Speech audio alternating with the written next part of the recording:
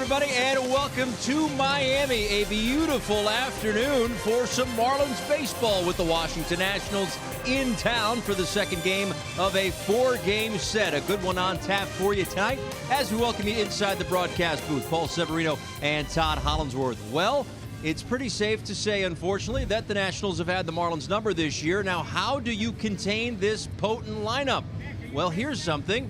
It's not necessarily containing Zimmerman and Harper like maybe it has been in the past. Well, it probably isn't. When you look at what they are offensively, there's a lot of dynamics to what the Nats have done. I think what we've witnessed as Marlins fans, and certainly we get to see the Marlins every day, is what they've dealt with this season. I'm not sure everybody else around baseball has. Listen, the Nationals are 51-51.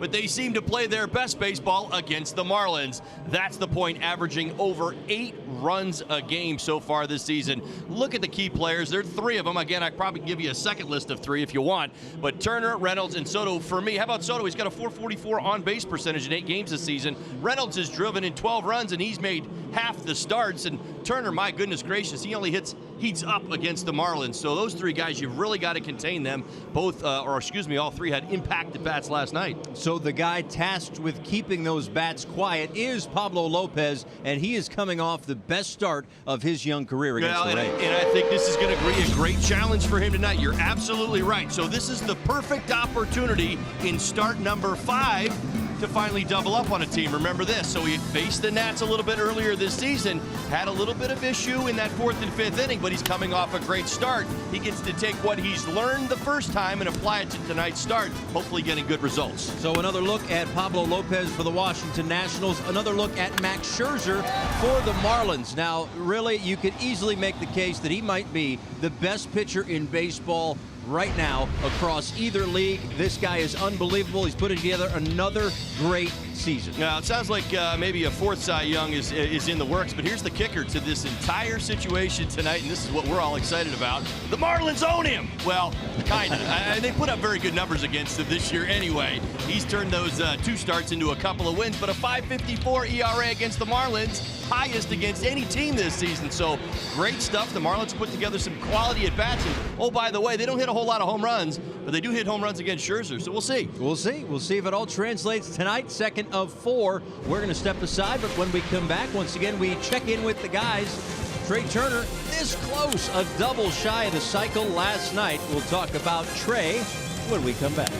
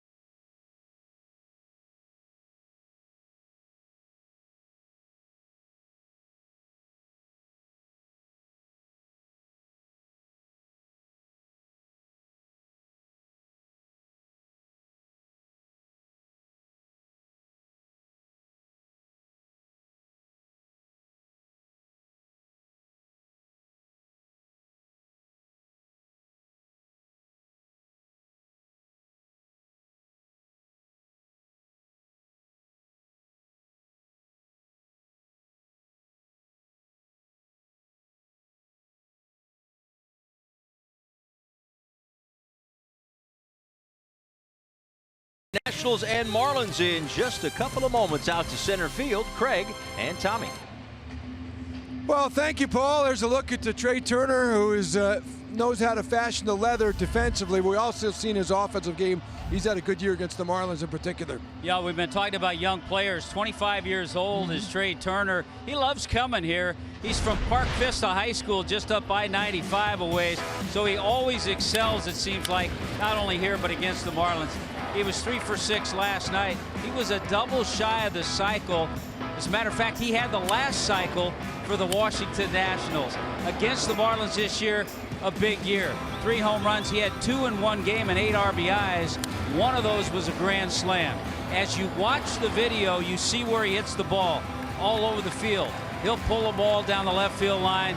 He'll take one to center field. He'll shoot one out to right field. Tough guy to pitch to, but he'll chase a lot of stuff if you get ahead. He's a free swinger. Good speed, too. He's got 22 steals, and he's a very good defensive player. The Nats, you kind of forget about, they're #1 in fielding, too. They can play defense out there. That's a big key. Yeah, I think he's done a solid job at short. I think Zimmerman's good at first base. He's made the nice transition. They have good outfield defense. Yeah, they're good defense. They are #1 in the National League, and Marlins, of course, are right there, too. They're 4th in the league in defense at 986. So you'll see some good leather here behind the pitchers tonight. We'll see if Lopez can hang with Mad Max when we get Game 2 going in just a bit.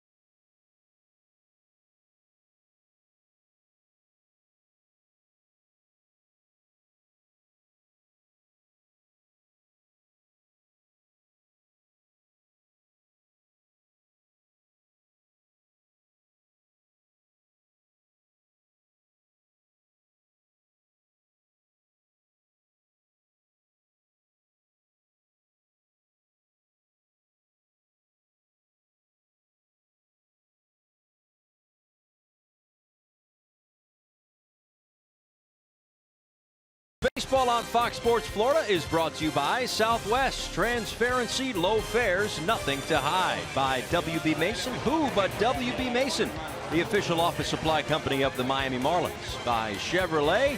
See your South Florida dealer today. And by your local Toyota dealer, Toyota. Let's go places. There's Tayron Guerrero. Still technically on the disabled list, but here in the ballpark today. We'll see him in the 3rd inning tonight. He'll join the broadcast. He is here because the Marlins are celebrating Colombian Heritage Night. So very nice that he's able to meet with some fans and pass out some t-shirts prior to the first pitch of this one. Here is the National starting lineup presented to you by Southwest with Adam Eaton at the top. Trey Turner, another big night for him last night. He just continues to hit against the Marlins.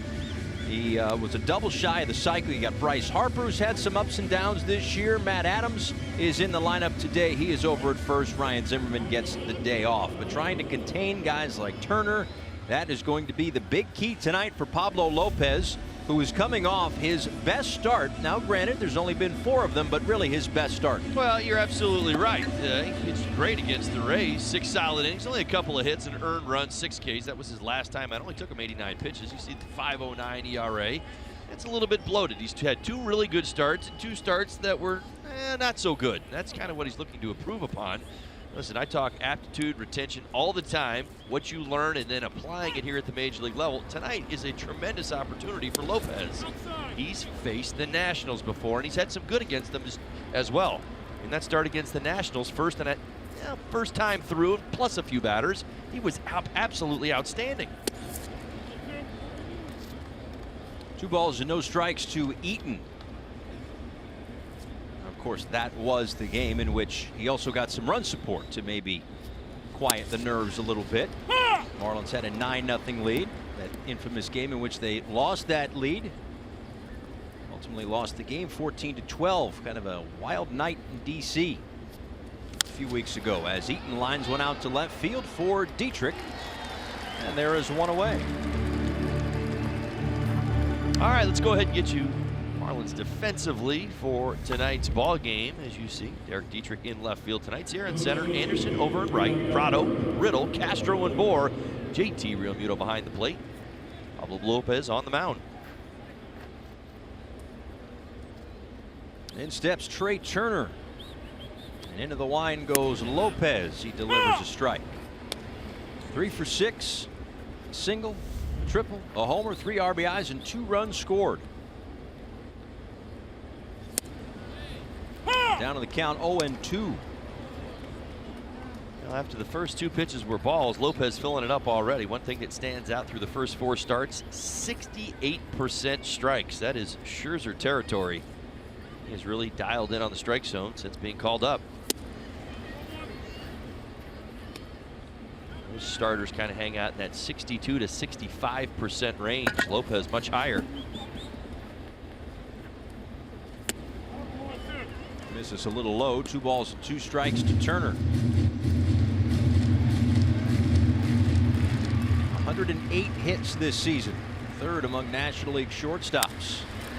And will add another as he finds the gap in right center field. This will be extra bases.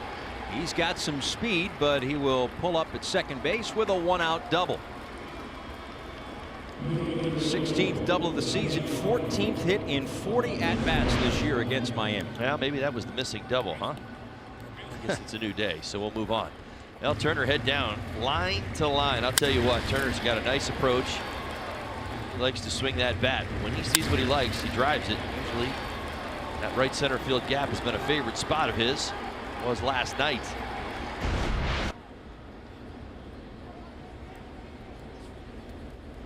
So a runner in scoring position for Bryce Harper.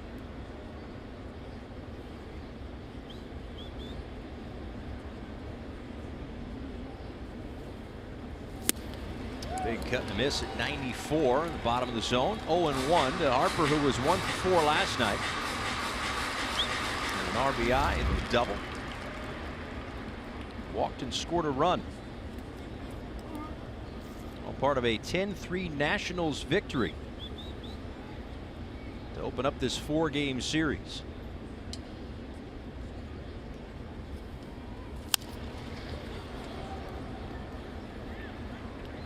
Well, to go along with the 2-run double that he had last night, 3 more strikeouts. He has been striking out at a pretty impressive clip. 23 strikeouts in his last 46 at bats. Struck out in 13 consecutive ball games coming into tonight. Perhaps impressive, not the adjective you're looking for. Yeah, the number itself is impressive. Right, I know what you're saying. Some good scouting right there by Lopez. I'm sure he was paying attention last night. Dan Straley got him up in that upper quadrant, the up and away pitch just off the outside corner 2 times. 2-seam fastball.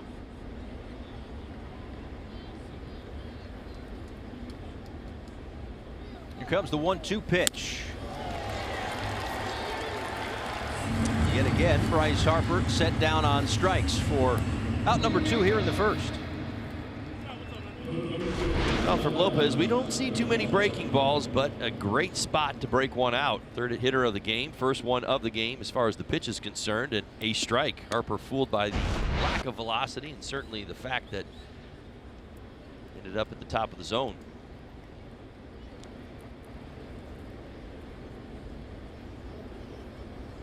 The lefty Matt Adams.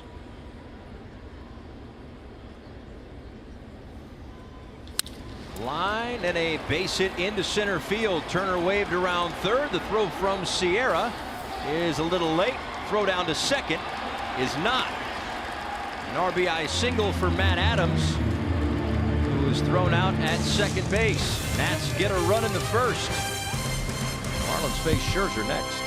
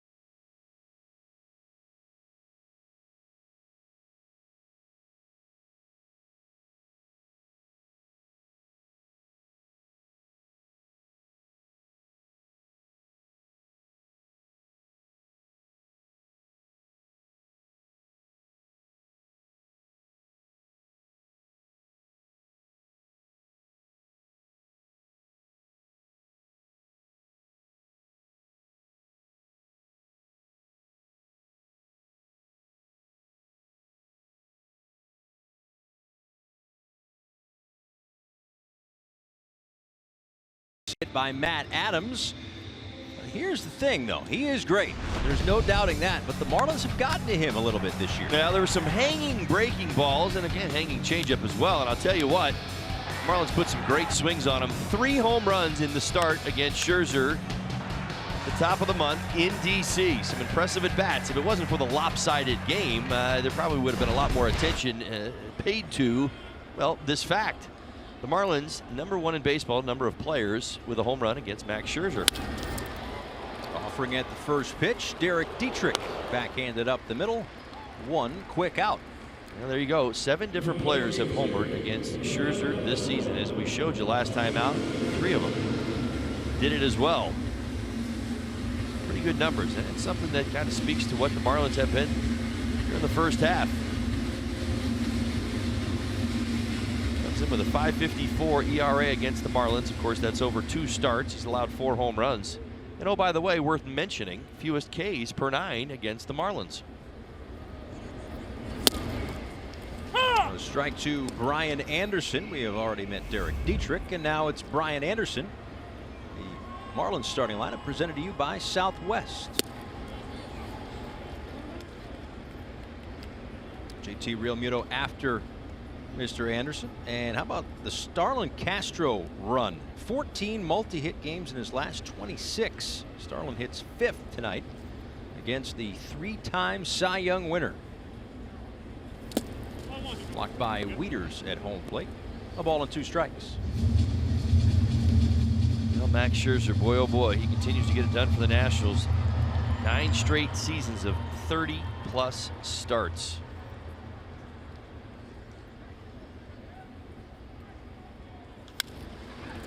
Anderson gets underneath this one out to shallow center field, and Murphy will put that one away for out number 2. A closer look at Max Scherzer. All right, let's go ahead and get you the AutoNation scouting report of Max Scherzer for tonight's ball game. 3-1 in the month of July, 4.15 ERA, highest of any month this season.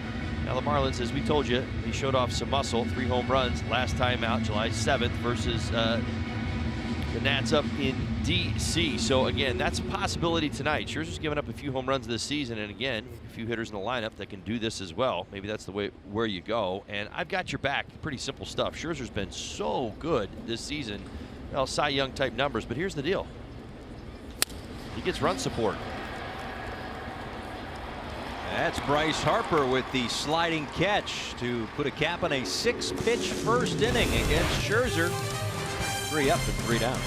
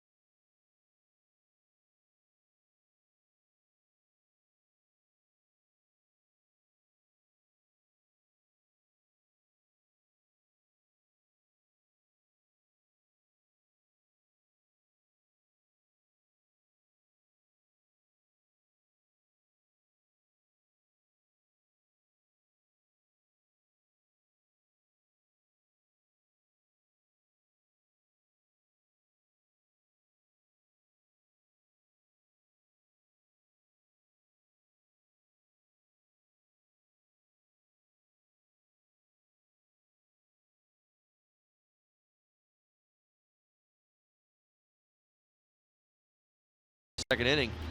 Jump into a summer of savings with the Marlins Flex 4-pack. You can customize a plan to save on individual game pricing and lock in priority access to giveaways.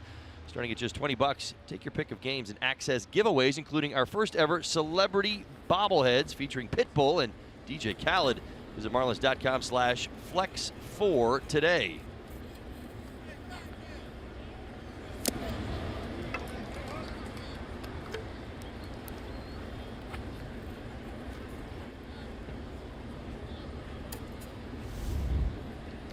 Juan Soto steps in, 308 on the season, 444 on base percentage against the Marlins. Coming in, boy oh boy, he has been a pain. Home run last night, 3 walks. He's done what everybody has said he would do this season. He's done it against the Marlins as well. Gets on base an awful lot, handles lefties pretty well, and it's got some gap-to-gap power.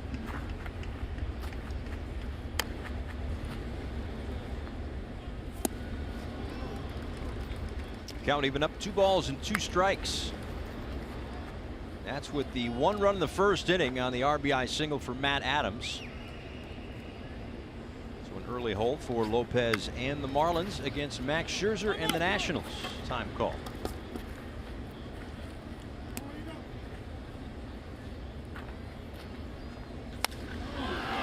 Soto to right, and he has done it again. Second homer this season against the Marlins, 13th overall. It's 2-0.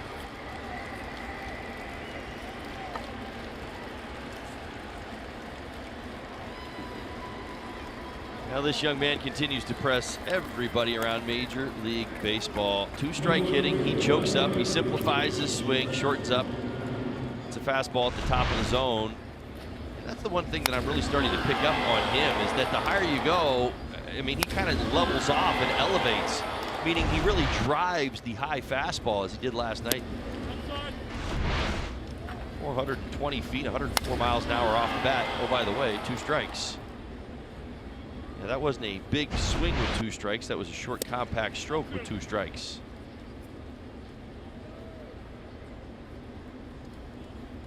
A .333 hitter this year against the Marlins.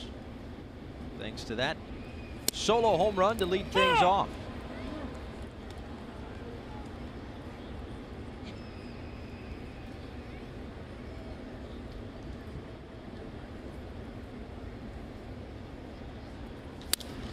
And now Murphy.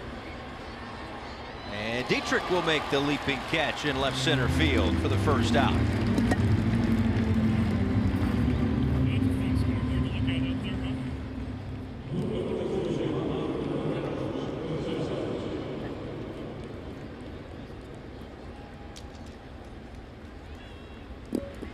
That'll bring up Mark Reynolds. Well, if the numbers for Soto impressed you this year against the Marlins, or made you upset, whoever you're rooting for tonight, the numbers for Reynolds will force you further into whatever mood you're in as he flies out for out number 2. Prior to that at bat was 11 for 18, 4 homers and 12 RBIs, but Lopez has the answer, and there are 2 outs.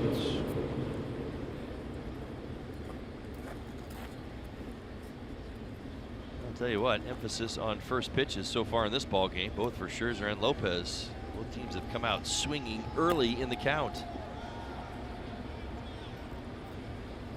Matt Wieters, part of that catching core with the Nationals that has the worst combined OPS of any catching core in Major League Baseball. Wieters takes outside. Oh, in fact, that got the corner. My mistake. 0-2. He did have a 2 RBI double last night, 1 for 5. Also had a run scored.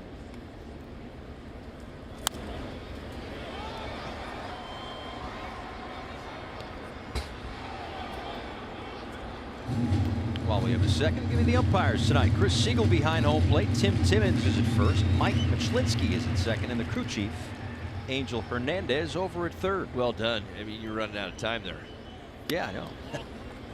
I mean, the tempo of this game. We get all our sponsored elements right out of the breaks. You and I better get our thoughts out fast, is all I'm saying. It's been quick.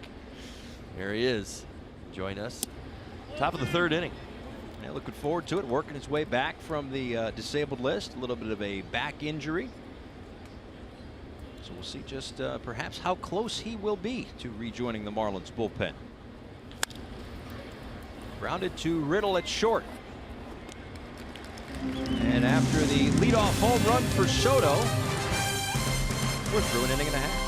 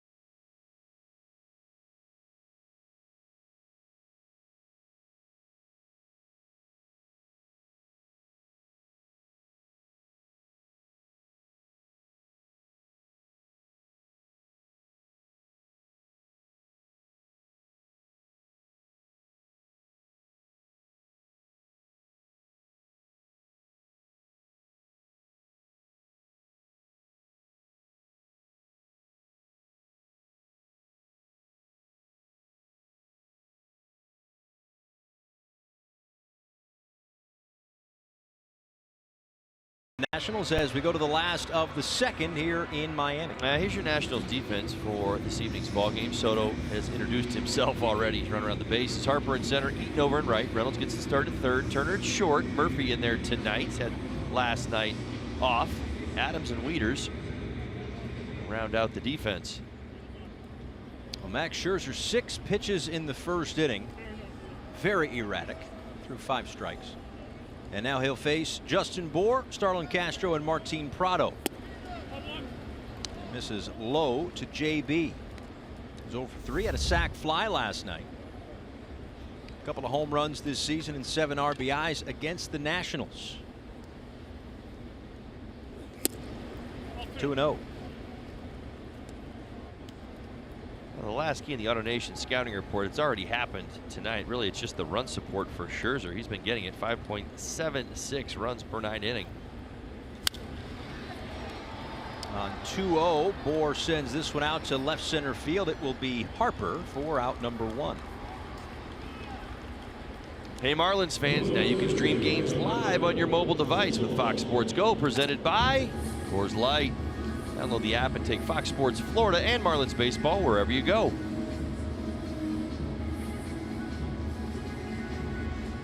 Nine pitches, 4 outs for Max Scherzer. He has been efficient to this point, but still early as Starlin Castro digs in. 8 homers and 40 RBIs on the season. Mentioned before that he has been on quite a little run over the course of the last month or so. As he takes upstairs. Last 26 games, he's hitting .352 with 5 homers, 13 RBIs, and 17 runs scored, with 14 multi-hit games in that stretch. 2-0.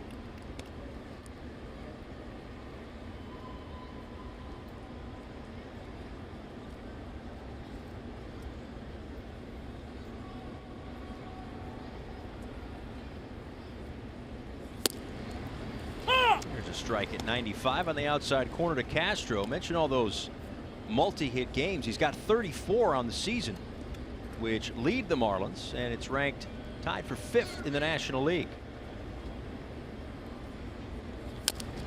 Excuse me, swing there to even up the count at 2 balls and 2 strikes. Well, you're starting to see Scherzer's entire arsenal. I know there's only been a couple of Marlins that have seen more than a few pitches. 4-seam fastball, slider change, cutter, curve. He uses them all. He's done a fantastic job, as he usually does, blending his pitches. He is quite unpredictable. Trust his entire arsenal. And a strikeout, 96 miles an hour, top of the zone for the first strikeout of the night. Well, after a number of sliders down in the zone, Scherzer climbs the ladder. Starlin Castro pretty good at hitting velocity at the top of the zone, but Scherzer able to get this one by him. Well, for Scherzer, strikeouts, nothing new. With one of the strikeouts he had in his last outing, moved into the top 50 in strikeouts in Major League history. He is continuing to rack them up at a fever pitch.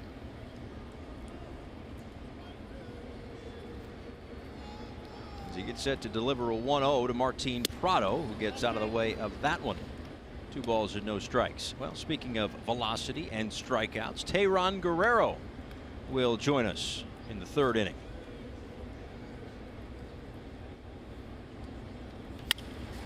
Grounded to Turner at short. And a 1-2-3 second inning for Max Scherzer. We'll talk with Teheran when we come back.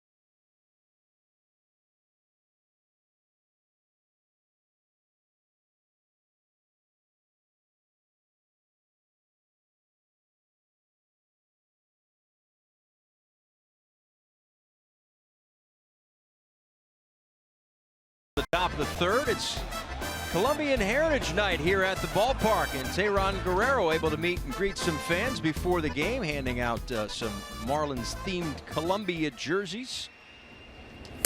As the first pitch to Max Scherzer is in there for a called strike. Tehran, how are you, pal? Good to talk with you. Hi, I'm good. It's nice to talk to you too, guys. So, born in Boca Chica, Colombia, and here we are on Colombian Heritage Night as Scherzer gets a base hit up the middle to start the third inning. What does this night mean to you? That's mean for me a lot of things. Like, it's the first time here my first year in the big, so my first time to hear the national anthem from Colombia here. Well, here before and the WBC, and now here in the big. So that's so good for me. That I'm so proud to hear my national anthem here in the Marlins Park. I know you were locked in, speaking of Colombia, to the World Cup. Have you gotten over that now? Yeah, I get over that one now. Like, that was a hard part of my life here, watching, even here in the Marlins Park, watching the game on the big scoreboard out there. Like, that's tough. Tehran, all right, it's been a fun journey so far. Break it down for us. Have you had a lot of fun so far, first few months of this season? I know, obviously, the disabled list is not fun, but I know it's been a bit of a learning curve, a lot of different things kind of going on with you. How have the first few months gone for you? Yeah, just like you say, I'm having fun and enjoy being here in the big league. Like, do my work every time that I got the opportunity to go there and try to do the best job that I can and have fun with that. Base hit for Adam Eaton down toward the right field corner. That'll move Scherzer up to third, and the Nationals in business here in the top of the third inning. As we welcome you inside the broadcast booth, Paul Severino and Todd Hollinsworth. Very happy to be joined by Tehran Guerrero, who is back at the big league ballpark now. I know that you've been rehabbing out and about. Where do things stand? How's your back feeling? My back feeling good. The last couple of days I feel pretty good. Like, just like you say, I was doing my rehab in AA and I threw there, and it was pretty good. So tomorrow I have another bullpen and see where we go from there.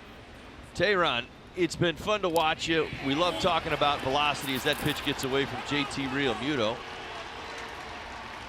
He's going to allow Max Scherzer to come around and score. Obviously, big velocity for you, and I think for me, the fun story is watching you grow and watching your slider develop. Talk about the journey and how you've kind of brought that pitch along. Yeah, just like you say, my fastball is a big fastball, right. And yeah, I have been able to under control that. And my secondary pitch is slider. I'm developing pretty good.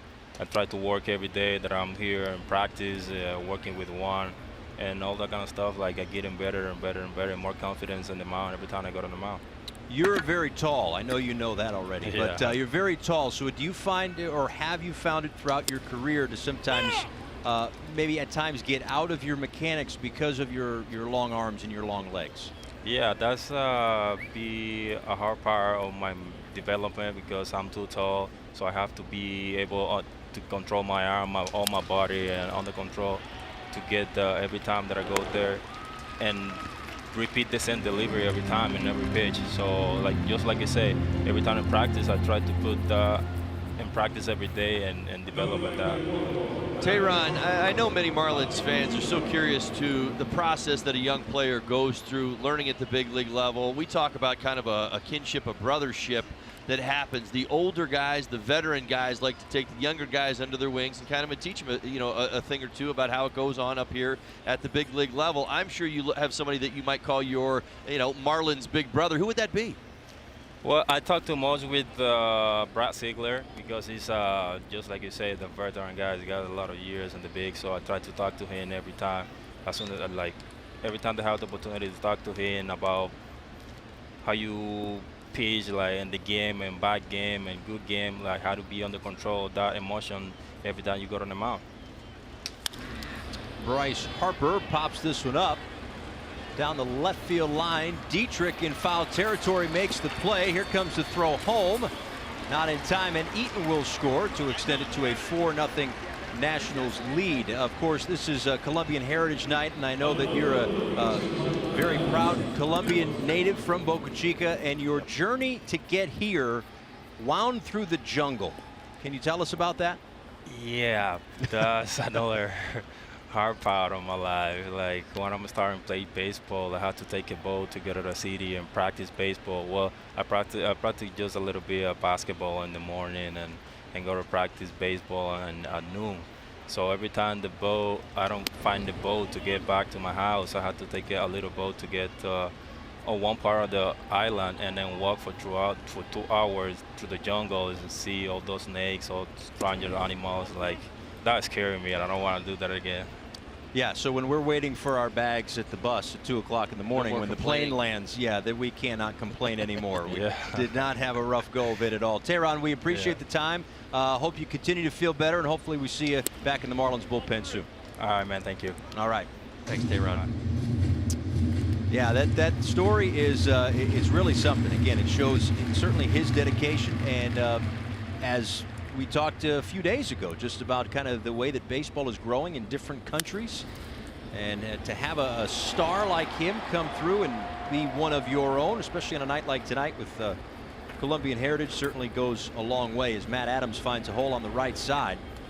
And the hits keep coming in this inning for the Nationals, who have scored 2 more runs. So a run in the first, a run in the second, 2 here in the third. They've opened up a 4-0 lead. Yeah, for Guerrero, it's a fantastic story. I don't think there's a person alive who doesn't appreciate every day that he gets at the major league level, whether you're the guy that makes the big money or you're a rookie who's kind of trying to build towards that. Point being, some of us appreciate it a little bit more, and I think he would fall into that category. Celebrating Colombian Heritage Night. Again, our thanks to Tehran Guerrero and the Marlins for allowing him to be available for a little bit of time. Here's Juan Soto, who has gone deep twice in this series, including earlier tonight. Yeah, this fastball just above the belt. He unloaded even with 2 strikes. That's unhinged. 420 feet. The upper deck in right. This is a pivotal spot in this ball game. And backhanded play by Bourne, the flip to Lopez. Very nice play to put an end to the top of the third.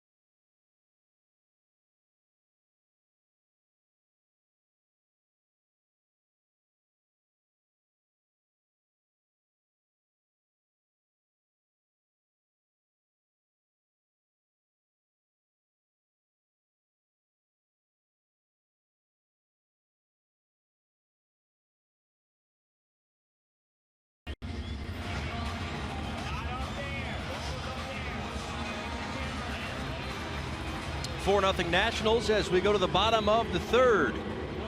This copyrighted telecast is presented by authority of the Miami Marlins and may not be reproduced or retransmitted in any form, and the accounts and descriptions of this game may not be disseminated without the express written consent of the Miami Marlins. Those are some sick dance moves right there this guy's got. Got some sweet Marlins gear. Absolutely. All-Star t-shirt from last year. This year it was the Nationals hosting the All-Star festivities a couple of weeks back. And Max Scherzer was the one that started that game, just as he starts this one. And he starts JT Riddle with a strike. Riddle, Sierra, and Lopez with the Marlins down 4 early on. Riddle fouls this one away, 0-2. There's There's all sorts of numbers we can throw your way as far as the effectiveness of Scherzer this season. I told you that the Marlins have pretty good numbers against him. How about this? 18 of his 21 starts this season have been quality starts. My goodness.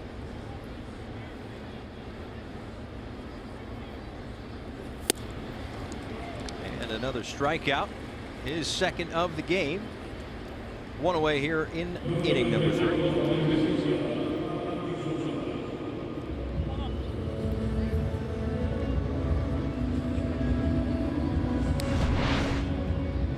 Quick look. Kind of see the pattern that he's been using. A lot of sliders in or away. Just sliders early, both to the lefties and the righties. Then at times some fastballs up.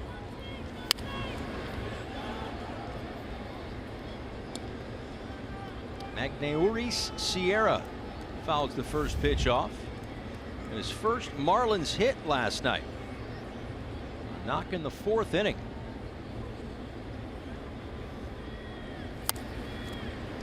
Dribbled foul, quickly 0-2.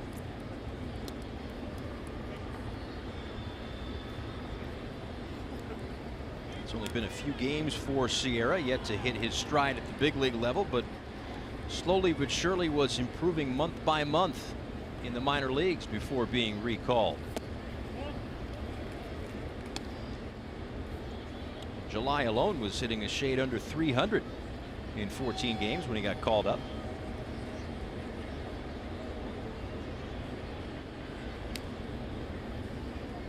And the 1-2 pitch.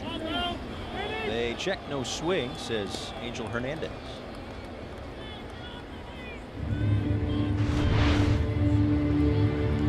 This changeup away almost gets him, not able to just hold up enough.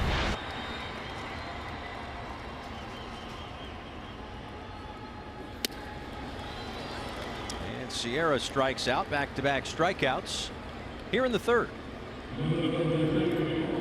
The Marlins have turned Mr. 305 into a bobblehead. Get your exclusive Pitbull bobblehead presented by Del Toro when the Marlins take on the Nationals this Sunday. Purchase your tickets at marlins.com/giveaways. We got 305 day on Sunday as Lopez digs in and takes a called strike. So this is it right here. The Pitbull bobblehead. It was placed in the booth. So I have it in my possession.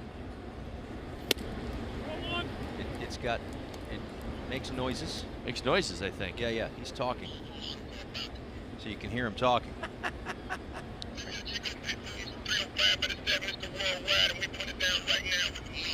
Right. Exactly. See that? So now since this one's mine, I might cross this off. And I might just call it the Severino bobblehead because that looks a little like me, doesn't it? Well, you're both bald. Right. Got that going. Extremely skilled like the glasses. in music. Yeah. There you go. Right. That's it. Call you Mr. 305. Mr. 305. Hashtag just getting started. Bingo. Love it. Oh yeah. That's it right there. The Pitbull bobblehead.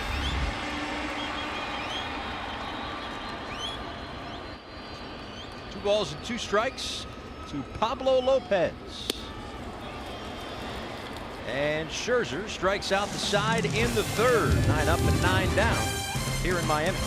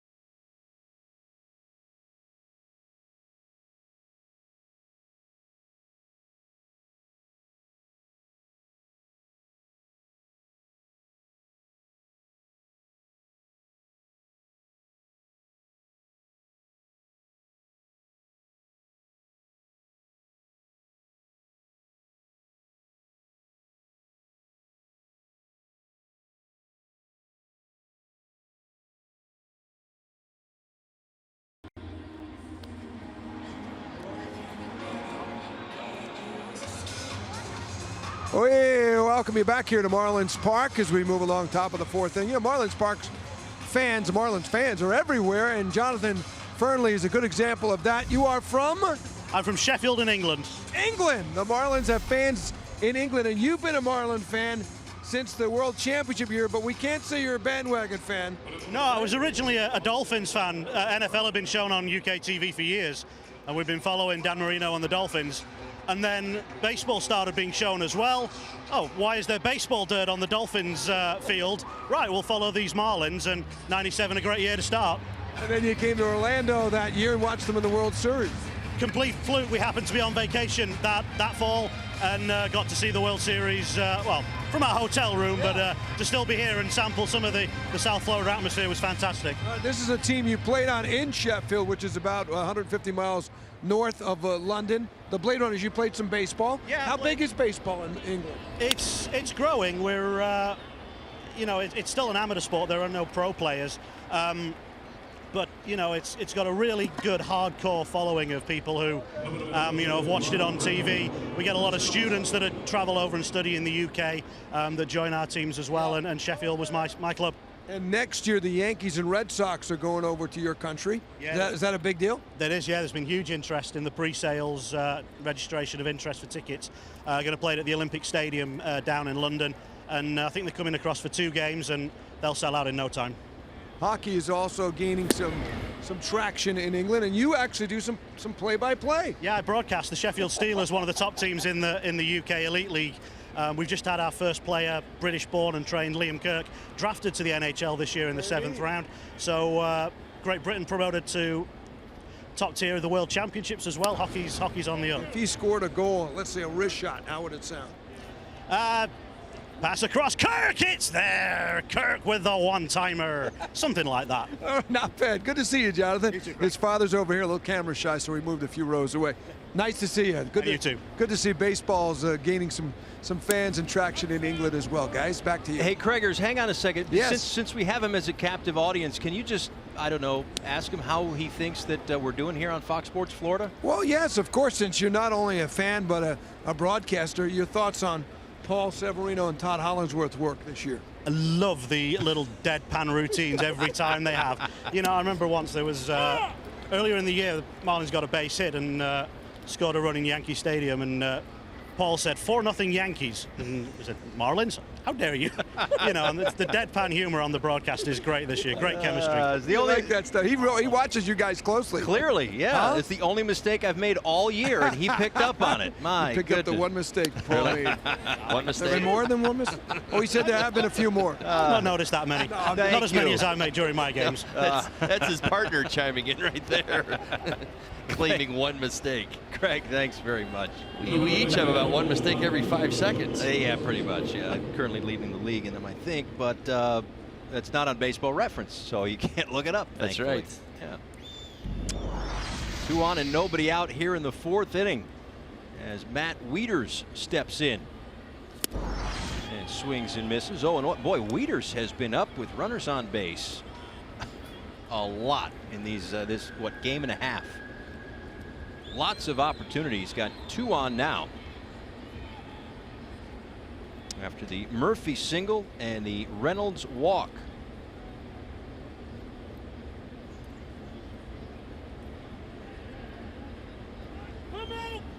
Time was called before Lopez could deliver the pitch. I'll tell you what, this Nationals offense, and we kind of mentioned it at the open. I know they've dealt with some issues this year. They've been kind of an offense that has been in the middle of the pack, but my, oh my, against the Marlins. Going into tonight's ballgame, 8.13 runs per game. That is 4th most ever by a team. Ground ball right side. Castro with it to get the out at second. Murphy moves up to third.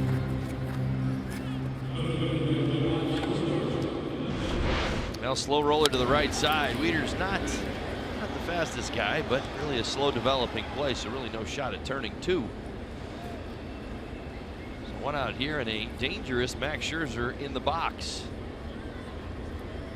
10+ hits in each of his last 4 seasons. His 13th hit on this season, his last time up in the 3rd. Hustle around to score. Wild pitch.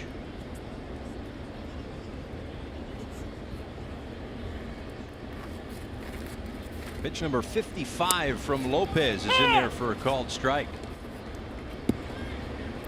Tell you what, we mentioned this about every time we see Scherzer pitch. There is an intensity in everything that he's doing, whether it's a sacrifice bunt, pitching out of a bases loaded jam, or trying to drive in a run.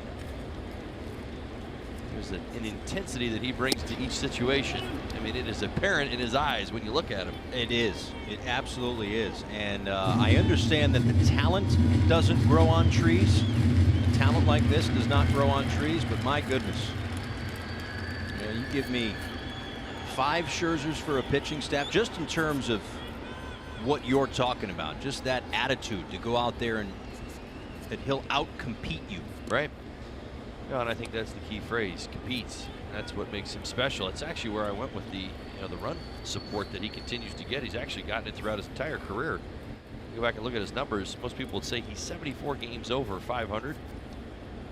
Well, because he's one of the greatest pitchers. Well, he is, but the point is, from one ball player really to another, I really do believe that he inspires his teammates. His teammates want to play well behind him. I mean, that's why the run production has been so good throughout his career, at least in my opinion.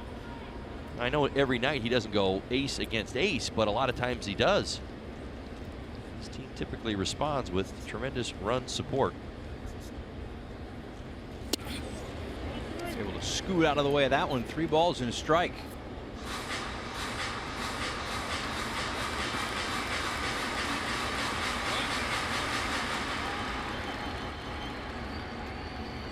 Lopez a ground ball away from putting a goose egg on the board for the first time tonight. Down in the count, 3-1 to Scherzer, who chops 1, 2 Prado, 1 and 2. He gets the ground ball double play he was looking for to keep the Nationals off the board in the 4th, but it's 4-0.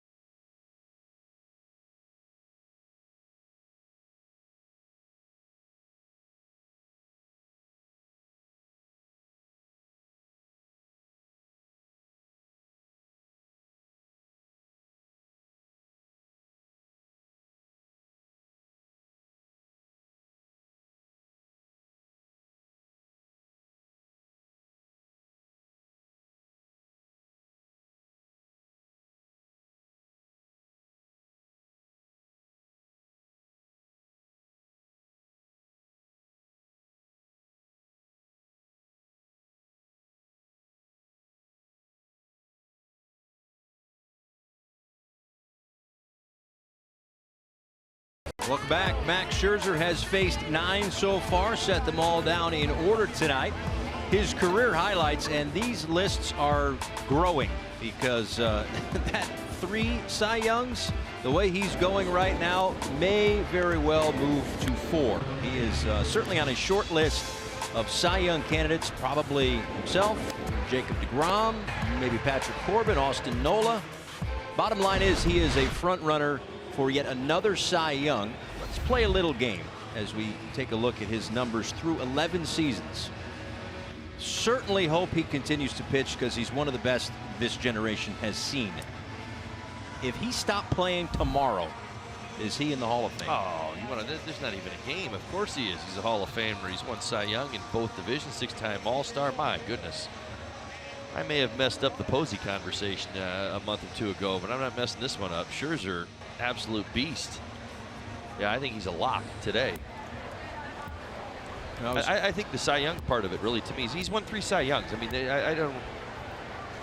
It's the award. He's won the award 3 times, and he's done it in the American League and the National League. Yeah. Dietrich offers it the first pitch, fouls this one into the seats down the right side, 0-1. It's Dietrich, Anderson, and Realmuto as the Marlins look for their first hit and or base runner tonight.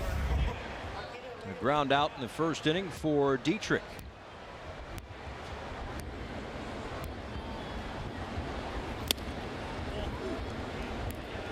And that's the thing about Scherzer is just looking at some of the different numbers and the different notes throughout his career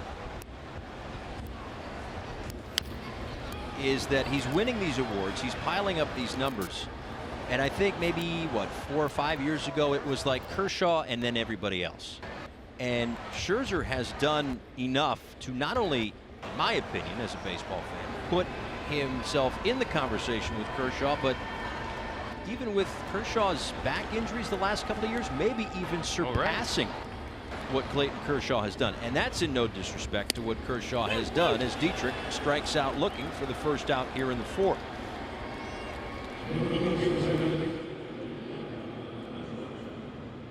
It's easy to beat the heat when you become an energy saving expert. Go to FPL.com/beattheheat. Going back to the 3rd, that is 4 consecutive strikeouts for Scherzer. Well, there was a time, I think it was right before he signed with the Nationals, Paul. People were speculating, you know, was everything that he had finished accomplishing with the Tigers legit? And many people around the game, you know, before he signed his big contract with the Nationals, were debating whether or not he was going to break down at some point. I think that, to me, is really the interesting conversation. This was about 5 years ago. You know, you see his mechanics, that drop and drive, the strong leg drive towards home, the arm, the shoulder, the elbow, and the mileage. And everybody's like, yeah, there's a few other guys in the game that probably will hold up better than Scherzer. Well, here you go. I mentioned it earlier. 30-plus starts in 9 straight seasons. He continues to get better with age.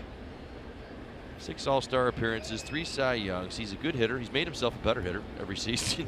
I mean, it's just amazing. Take a quick look at his mechanics. Watch the lower half. Kind of settles in. See the drive now is going to start going towards home, but it almost compresses just a little bit downhill. And then that strong finish. He's got a very unique arm angle. Well, that pitch caught VA on the knee, I think. He's going to head down to first. That's the first base runner for the Marlins, albeit a painful one. But it'll work out of the stretch for the first time tonight. Scherzer goes tonight. Hialeah native Gio Gonzalez tomorrow against Trevor Richards. South Florida Honda dealers present Marlins Live, the pregame show, 6:30 on the air for a 7:10 first pitch. Craig Minervini and Tommy Hutton live from center field to preview the 3rd game of a 4-game set.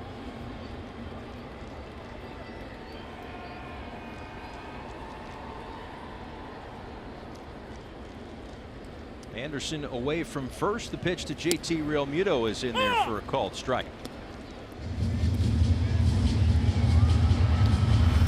JT lined out to Harper to end the first inning.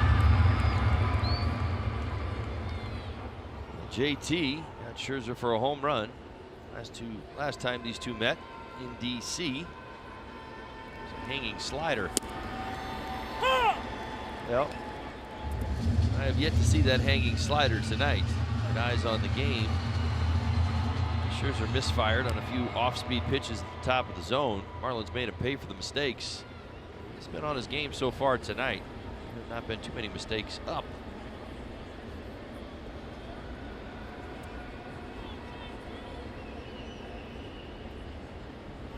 Here comes the 0-2 pitch. Ground ball to Turner. The flip to second for 1. And that's all they'll get.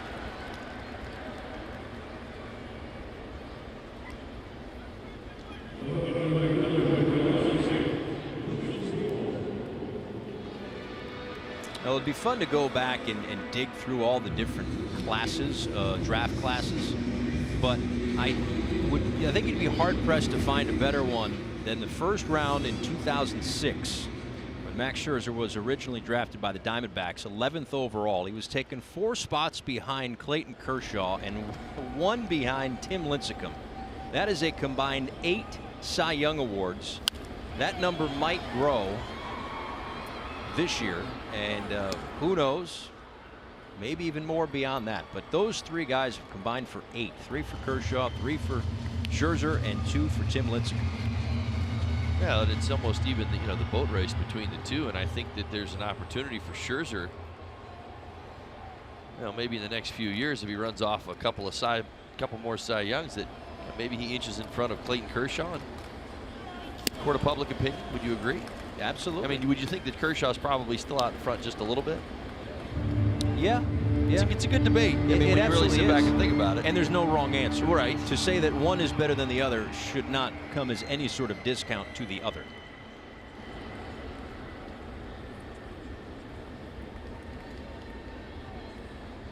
Oh, and 2 to Bohr. Cuts and misses. Another 2 strikeouts for Scherzer in the 4th. He's up to 6.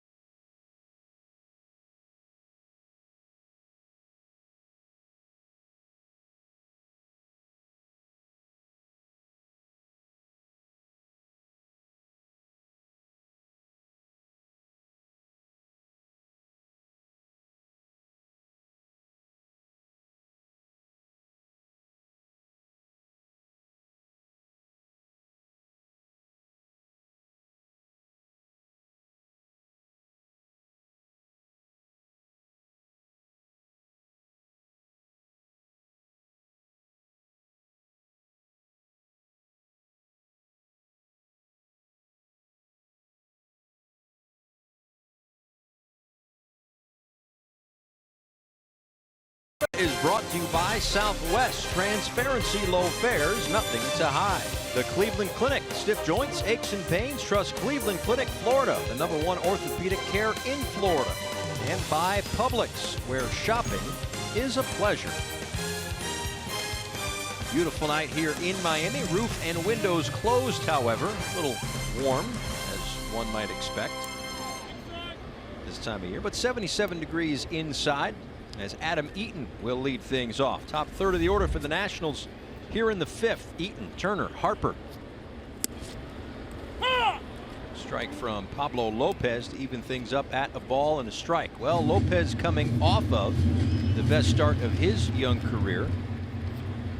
But his last start is coming off an 11-day layoff thanks to the All-Star break. He matched a career high in 6 strikeouts.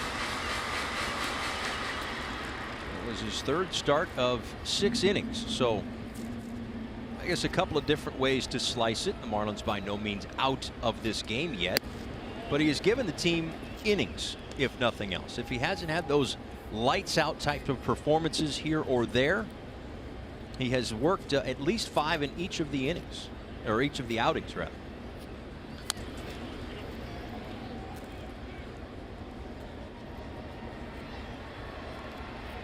Eaton lined out to Dietrich in the 1st, doubled and scored in the 3rd.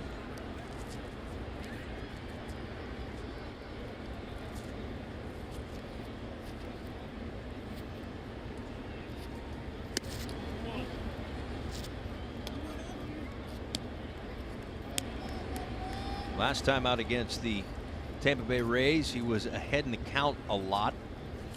Tonight, not as much as he'd like to be. Plus, the Nationals have been a bit aggressive, as that's the second walk issued by Lopez as we check in with Craig.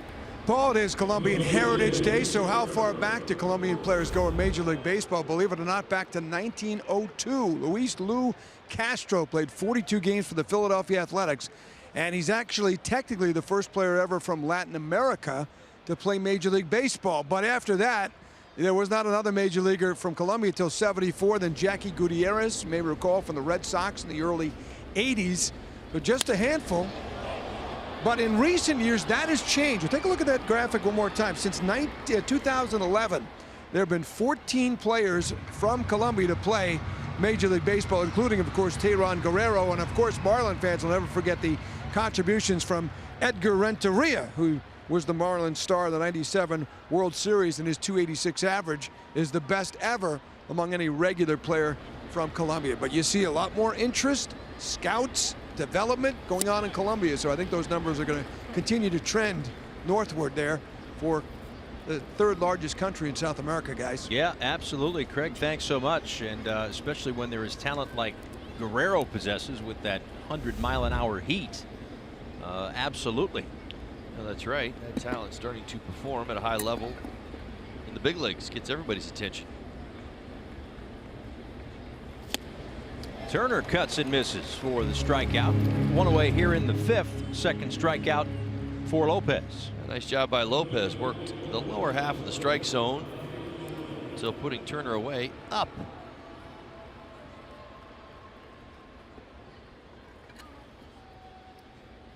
And in steps Bryce Harper. Struck out in the first, had a sac fly in the third.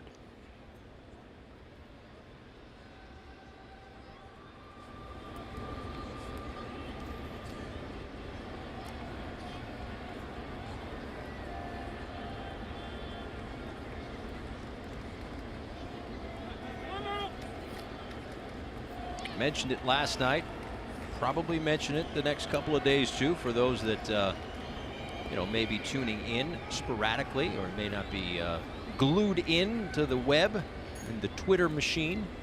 But there have been some rumors and some speculation that perhaps with the Nationals where they are, which is right at 500, and looking up at the Braves and the Phillies in the division, that perhaps Bryce Harper, who is in his walk year, may be on the move, that they are doing their due diligence as a franchise to kind of see what their players would be valued at should they decide to sell before the trade deadline next week.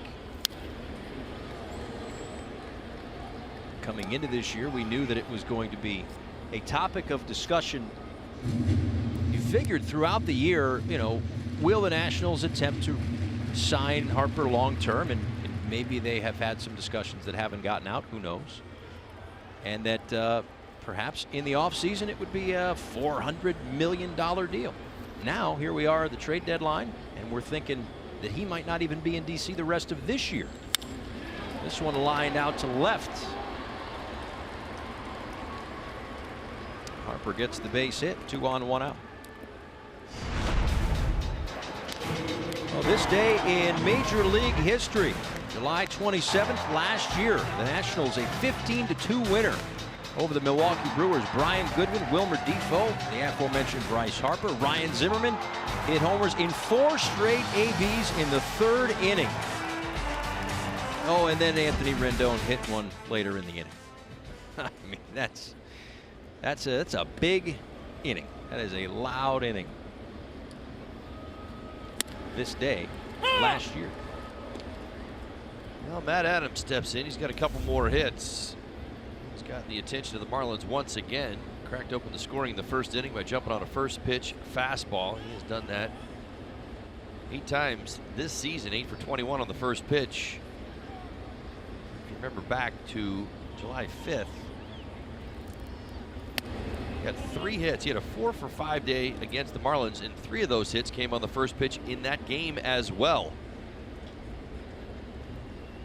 See the career numbers against Pablo Lopez, 2 for 2 tonight.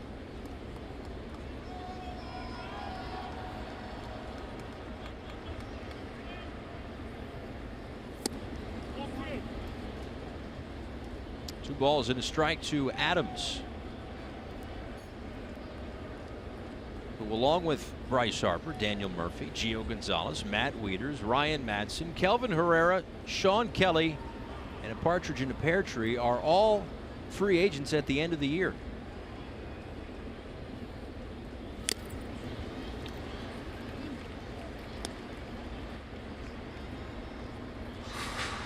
So, if the Nationals decide to sell, those could be the names on the move. I think it's interesting. I guess the question that I would pose for you and for anybody else that thinks Bryce Harper could get traded, who would he get traded to? Adams with a fly ball out to right field. Anderson is underneath it, bluffing at second. No advance. Well, I'm sure that there was certainly a circle of folks within the last 24 hours that said the Yankees after the injury to Aaron Judge. Right. I guess what I'm getting at more than anything, and I know that it's been a bit of a complicated season. Of course, 25 home runs doesn't feel complicated, but it's the other side story. It's the strikeouts that I've talked about. It's the low batting average. It's been the 50% true outcome approach that has kind of described Bryce Harper this year. If you're another team and you're saying, okay, well, let's just say hypothetically he's available, are you interested? Considering where he's at right now? Because usually when you talk trades and you talk players, and I fell victim to this a few different times, if you're trading for a guy, you want him to be kind of hot. True. You want to get a guy that's coming in like Machado's had instant impact with the Dodgers, right? Of course, he's been highly, incredibly consistent this year, playing very well. I guess the point being is that if you were willing to trade for Harper, what would the asking price, number one, be? And number two, are you willing to pay it for somebody who's been slightly disconnected this year? Agreed. I mean, unless, and I have no idea what is going to happen, but unless it's a team that would want to get him for 2 months in hopes of kind of getting the inside track come the offseason to say, hey, play here long term. But Harper, one of 2 Nationals left on base as we are through 4.5, 4-0.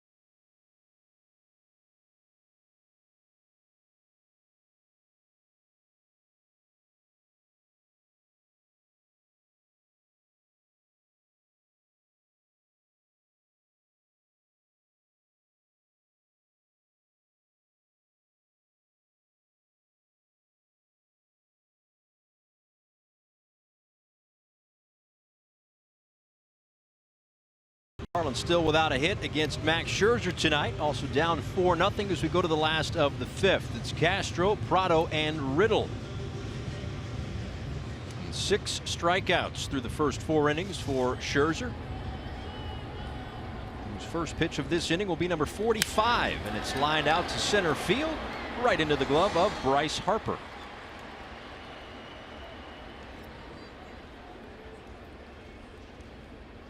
Well, it's time for the Chevrolet Prospect Spotlight. Luis Pintor at A-ball with the Jupiter Hammerheads.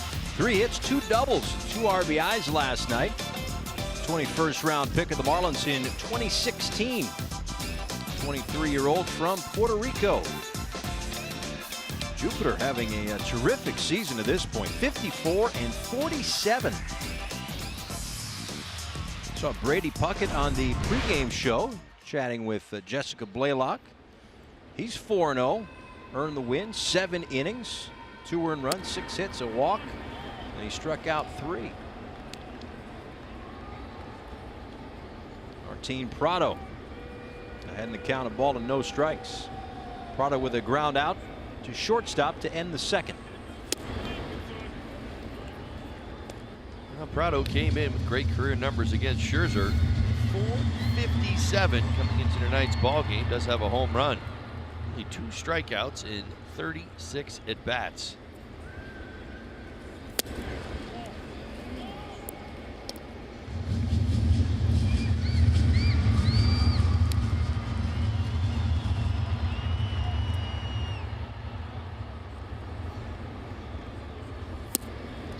Watch Scherzer pitch, and it's, he's just got such a unique arsenal. As I mentioned, the 4-seam fastball, slider, change, cutter, curve. He'll throw any pitch, any count, and again, really does not fall into patterns. That's what makes him so dangerous. As a hitter, it's got to be see-ball, hit ball. And that is the first hit of the night for the Marlins. Base hit up the middle for Martin Prado with 1 away in the 5th. Right man, right spot. I guess if you were going to bet on anybody to get things going for the Marlins offensively, you can bet on Prado tonight. Free hopper back through the middle. Just out of the reach of Turner, but I think even if he gets to it, probably a hit for Martin, who is aboard for JT Riddle. 17th career hit against Scherzer.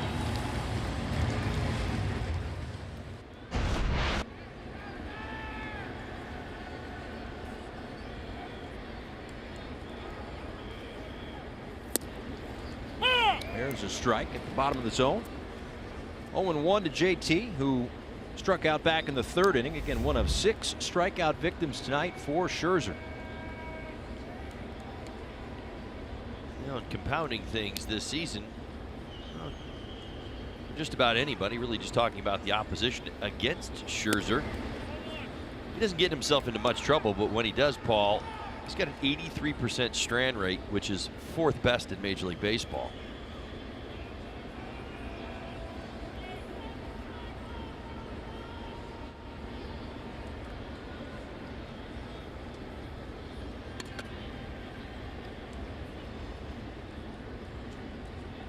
Ball and a strike to Riddle.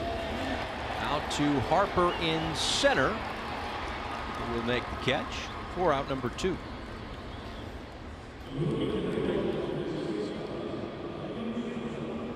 I'll tell you what, Harper's had 3 different catches in tonight's ball game. He's had a good jump on all 3, including a diving catch a little bit earlier in the ball game.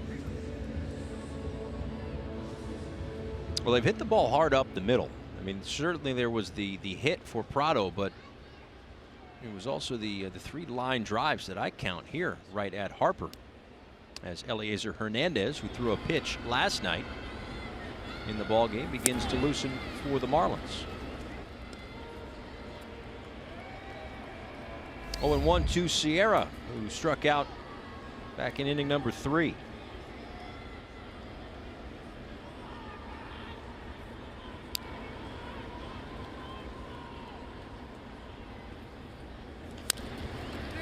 One grounded right side. Murphy gets rid of it quick and gets Sierra by a step. We are through 5 here at Marlins Park on Colombian Heritage Night.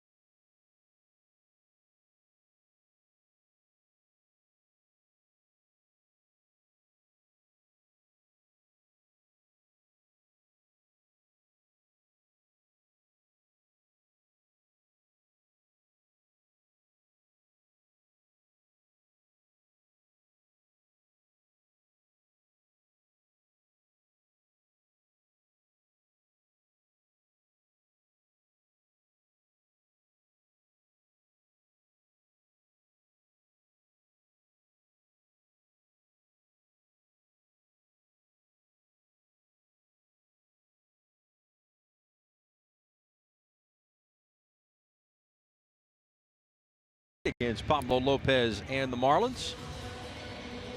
Murphy, Reynolds, and Wieters due up here in the 6th. How these two starters have compared to this point. Well, Max Scherzer's been really, really good. So I don't know how fair the comparison is. Well, he has been all season long. Lopez has struggled a bit. You see the 8 hits allowed.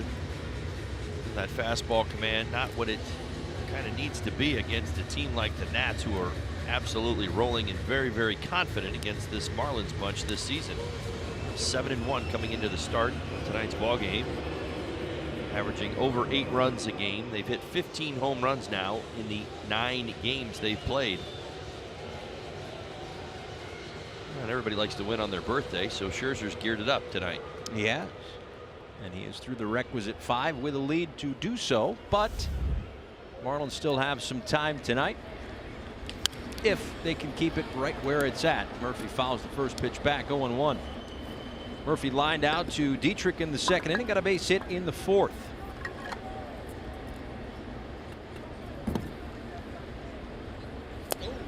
And they'll check. Murphy did go around trying to check his swing, and it's 0-2. Well, Murphy's starting to get that swing back. It's been a complicated season for one of the league's premier left-handed hitters coming in to the 2018 season. 385 over his last 13 games, 7 RBIs, 4 walks to go along with it. It wasn't too long ago that you'd have said, who are the top 3 hitters in the National League? I don't think you'd get too far down that list before you'd run into him.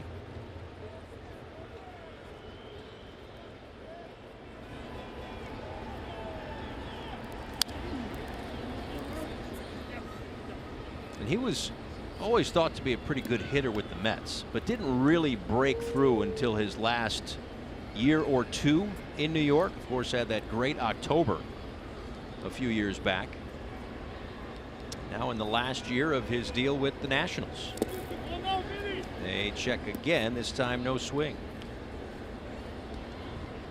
The thing about Murphy that was so interesting, and if you go all the way back to the 2015 season, or the postseason, if you will, was all of a sudden he found power that he had not had before. He was always a great hitter, but then it made him an even better hitter with power. He's had this little 2-year run where not only is he hitting well above 300, but he's hitting well above 300 with 20+ home run potential. It's almost a lethal combination. This year has been a little bit more difficult. This one out to right center field, and it will one-hop the wall. Murphy will pull up into second base with a leadoff double here in the 6th.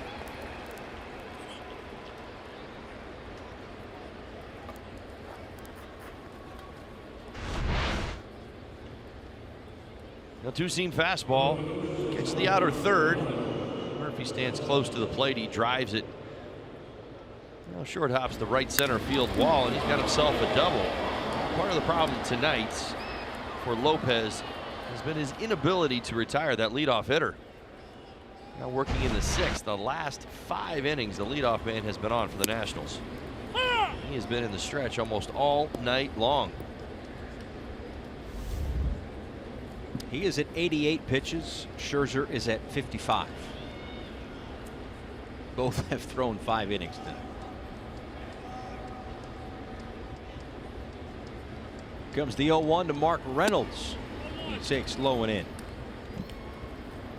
Well, the Nats at bats tonight have been, obviously some pitches they've jumped early. They've jumped on the fastball. It's what certainly stands out to my eyes tonight. We've seen a bunch of it, but they fouled off some tough pitches and have waited out the mistake, much like the Murphy at bat.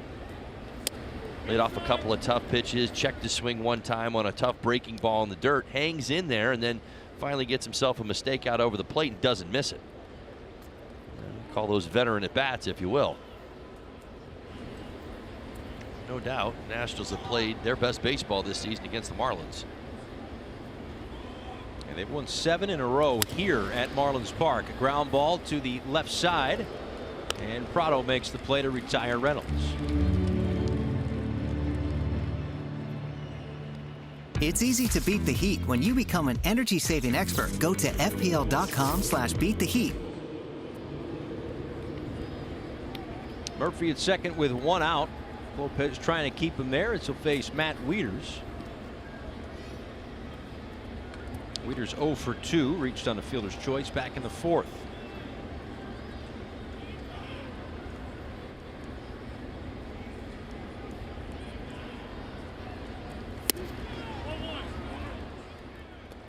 Well, the thing about Lopez is, and you mentioned this earlier, this is the first team that he's seeing a second time. We have talked about it a lot. We have heard from those who know him well in the Marlins dugout that he is a very cerebral, sharp kid. And even when he's had a bad outing, he is the first to say, I'm going to learn from this. And that's exactly what he said after the start in Washington when he was part of the Marlins team that night that blew that 9-0 lead. He said there's a lot to learn from this particular start. Well, things got complicated late in that start, and it in some ways is carried over into tonight's ball game. I guess the point being, the last inning he went up against the Nationals, that 5th inning, gave up 4 runs. Part of giving up the 4 runs, 36 pitches in that inning. Again, much like I just said, grinding out at bats, the inability to put away National hitters. And I'm not saying it's been easy, because it hasn't been easy for any of the Marlins really to keep the Nationals in check. That's really what he's dealing with tonight. There's only been a couple of soft spots in their lineup that you can go, even last night, where you say, okay, maybe we can go there and get an out.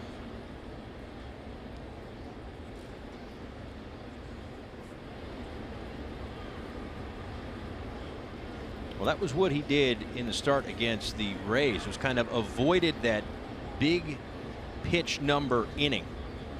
Tonight, his busiest inning, if you will, the 21 pitch 5th, in which he was able to wiggle around some trouble as he gets the strikeout of Wieters for the second out here in inning number 6.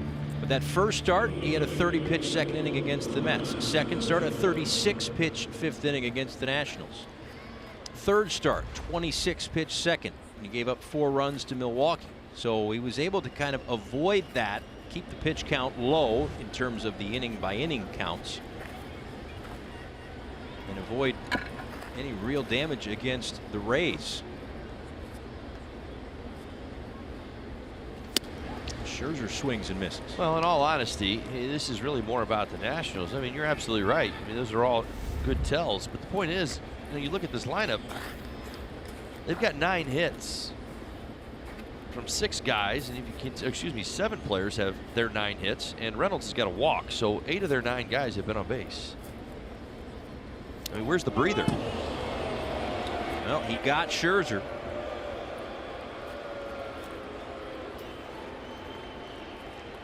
Not exactly sure where he got it. Scherzer tried to sneak out of the way.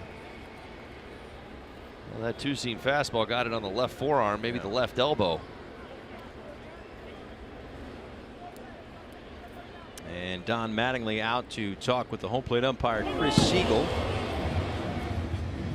Looks like it's going to be a double switch.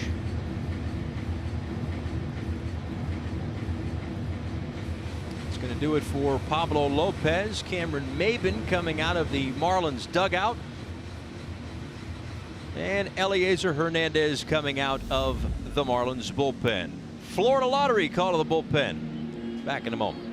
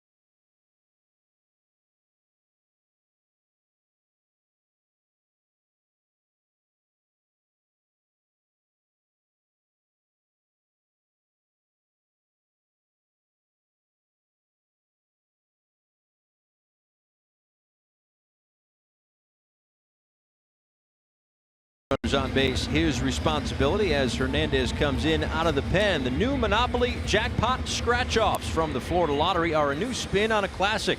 They're loaded with prizes from $10,000 to $2 million, so unleash the excitement anytime. The Florida Lottery, it's your ticket. Must be 18 or older to play. Play responsibly. So the other half of the double switch, Cameron Maybin into center field. And Eliezer Hernandez on in relief of Lopez. Pitching in his 19th game this season. The ERA up over 6, thanks in part to the last time he faced the Nationals, also in relief of Lopez. That was the night he gave up the 10 earned runs. He'll try to do a little bit better than that tonight, as he's got 2 on and 2 out, and Adam Eaton at the plate.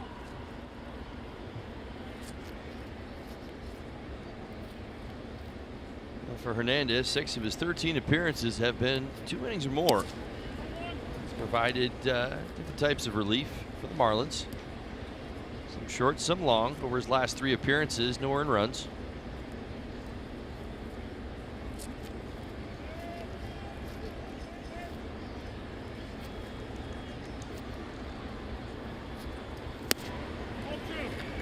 Upstairs, 2 balls and no strikes to Eaton, who lined out to Dietrich.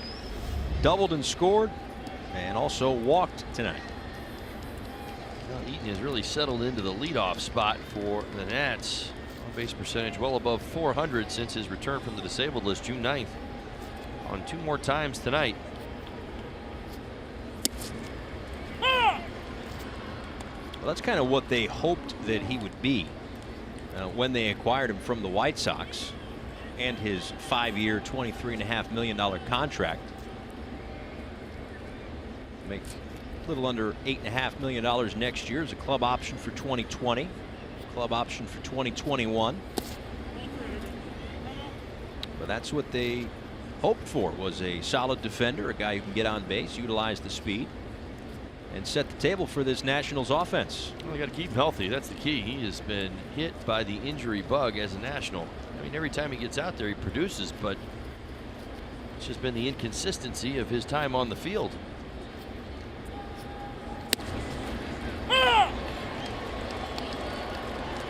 And it's 3-2. Thought that was a little wide. Well, it's a borderline pitch. And is going to get the call and keep grinding out this at bat. We'll put the runners in motion here with 2 outs.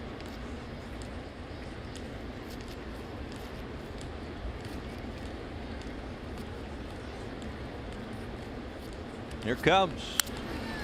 Fouled away.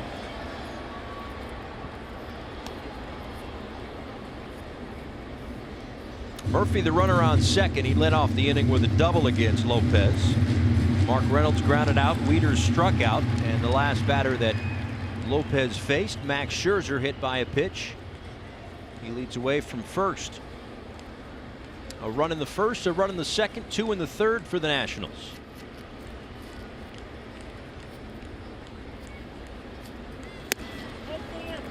And the bases are loaded for Trey Turner.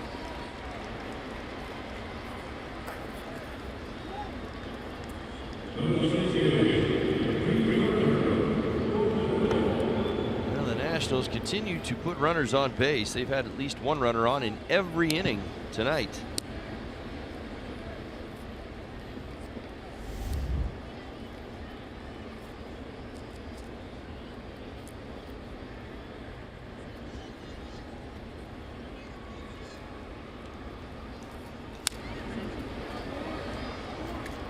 Well, it was Turner who hit a grand slam back in Washington, D.C., all part of that wild comeback victory for the Nationals, erasing a 9-0 deficit.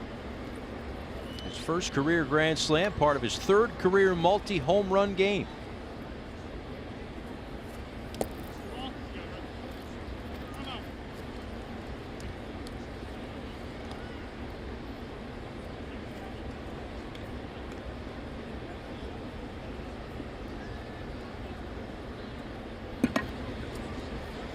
Saw Hernandez last night threw 1 pitch, 1 extremely effective pitch to end the 8th inning. Figures to throw a few more than that tonight. Of course, he's already thrown 10, but may be asked to see a couple of innings of work tonight.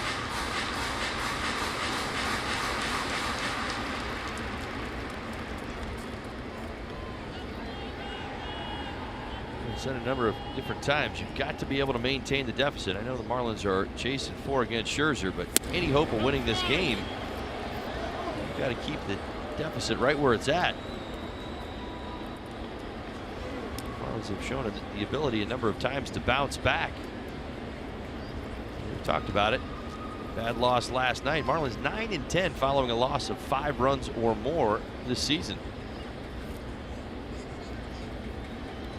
3-1 to Turner. Is in there for a called strike.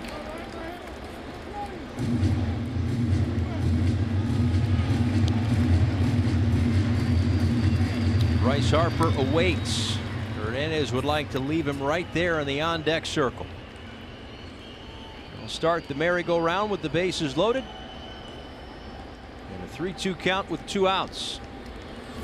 And a called strike 3 for Hernandez.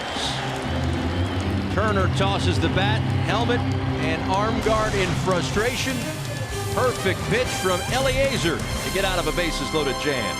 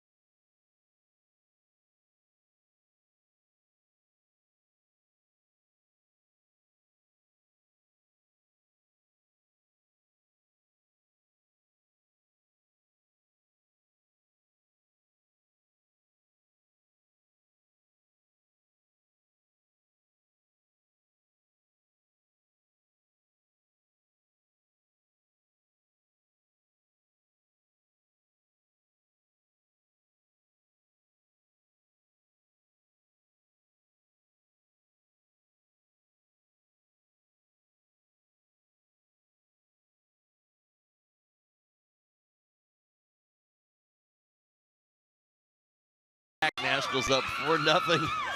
Bottom 6. Marlins fans, we have a premium giveaway this Saturday as the Marlins take on the Nationals. Be one of the first in the gates to pick up your Marlins pullover presented by Ocean Bank. Tickets start at just $15. Visit marlins.com/giveaways to purchase your game tickets today. Did you ever have dance moves like that? No, but I did at one time think I did. I mean, I had parachute pants, and we used to kind of break it down in, elementary school, and a couple of us brought, the refrigerator box, cardboard box to the playground and, put it down. And Nice. Ripped our nylon parachute pants in pieces. Oh, yeah. Good times, good times. Your neighborhood sounds fun. Oh, man, I grew up in Jersey, man. Yeah, I'm not kidding around, man. Parachute pants aplenty. Absolutely. Everybody had them.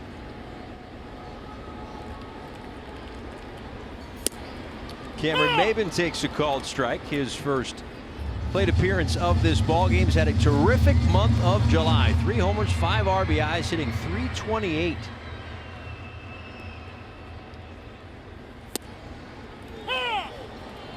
Bottom part of the zone to even things up. 2 balls and 2 strikes. Tell you what, Paul, the .328 really doesn't do Maben justice. In my opinion, he's been hotter than that. Many of the outs he's made have been line outs.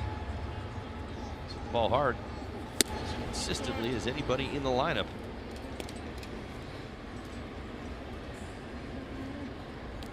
Well, that was the month of July, but if you just go back to July 8th and beyond, 5 multi-hit games in that stretch. Looper to second base, and the throw pulls Adams off the bag.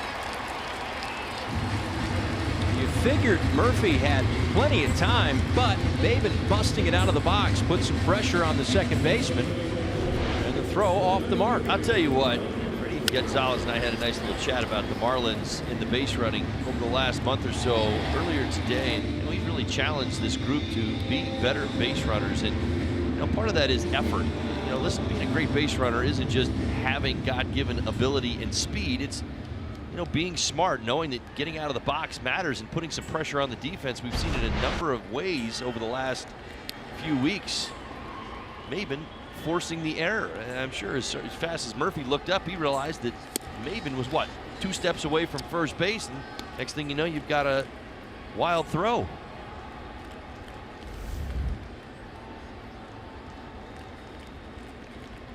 Derek Dietrich down on the count 0-1. A ground out and a strikeout, one of 6 strikeouts for Scherzer tonight.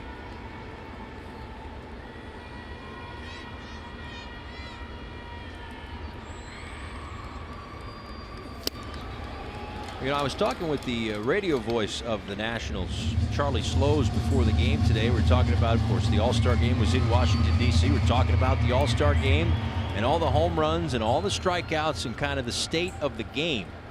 Now, if you will indulge me for a second, if we throw the wins and losses out the window, the Marlins are, to me, kind of like the anti-2018 team. They put the ball in play, generally speaking. They run the bases pretty well. They play good defense. As Dietrich, of course, on cue, strikes out. But the point of it is like, they are playing baseball. This is a team with a lot of good baseball players that are going to play defense, that are going to play a bunch of different positions. They're going to put pressure on the opposition defense, as Maben did a moment ago. They're doing what they can offensively, and they had to do it in a way to improve. They couldn't rely on power. Other teams in the game have the ability to do. A lot of teams think they have it, and they don't, and they suffer from it. This Marlins crew has really prided itself on using the big part of the field, going the other way, top to bottom of the lineup.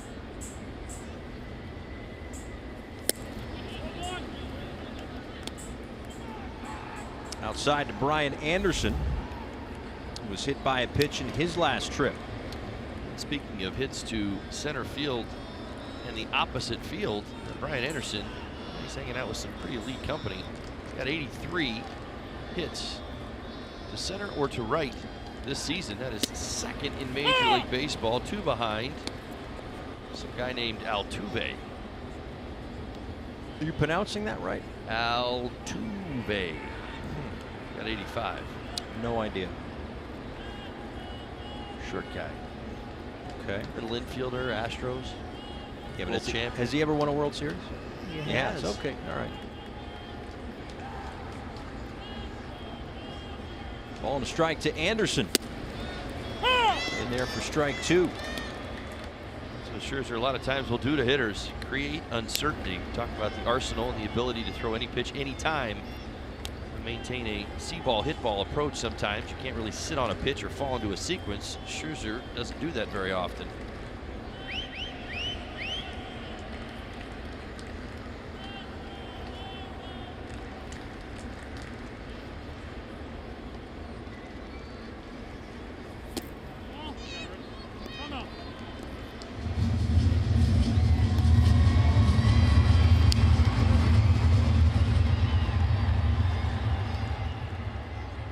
Scherzer working up a lather on a steamy night here in Miami. Approaching 70 pitches. He's got 7 strikeouts. And he's surrendered the 1 hit to Martin Prado back in the 5th inning. Marlins have had 3 base runners, 1 by a walk. I checked that, 1 by a hit by pitch, 1 by an error, and a base hit from Prado.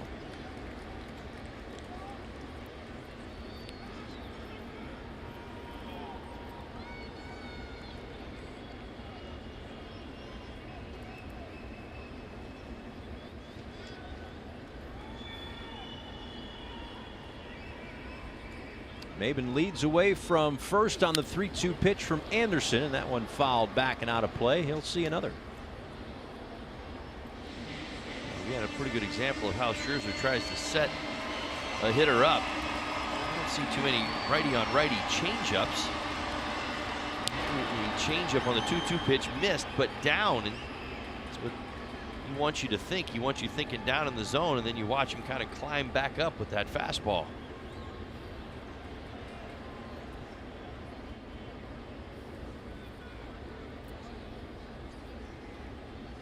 Another 3-2 pitch. A fastball at the bottom of the zone, and Anderson called out on strikes. I'll tell you what, most pitchers define themselves horizontally or vertically in the game. Very few can do both. Just witness Scherzer doing vertical. We've seen this a number of times tonight.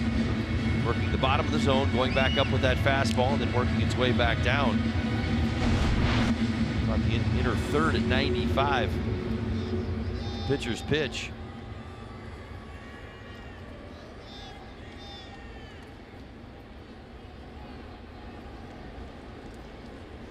There's JT Realmuto. 0-1. JT a line out and reached on a fielder's choice back in the fourth. Last night, another multi-hit game for JT. That's 23 for him this season, behind only Buster Posey when it comes to multi-hit games among big league catchers. That is tonight's Toyota trend.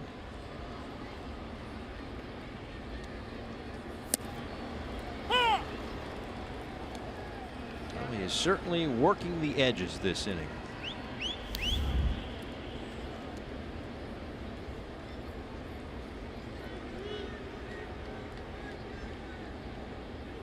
I mean, it's unfair to have that stuff and the pinpoint control, like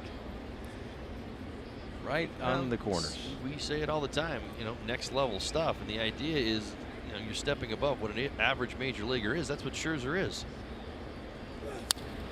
When we talk about, you know, the arsenal, usually when somebody's got a 5-pitch mix, do you really think that that guy typically would throw 96 miles an hour? No, guys who throw 96 usually are, you know, sinker, crafting fastball, and a slider that goes along with it, because that's their secondary pitch. I mean, you know, it's a 2 or 3 pitch arsenal. He brings a 5-pitch arsenal, and he 50% fastball, 16% slider, 16% changeups, 11% cutter, by the way, and he does have a curveball.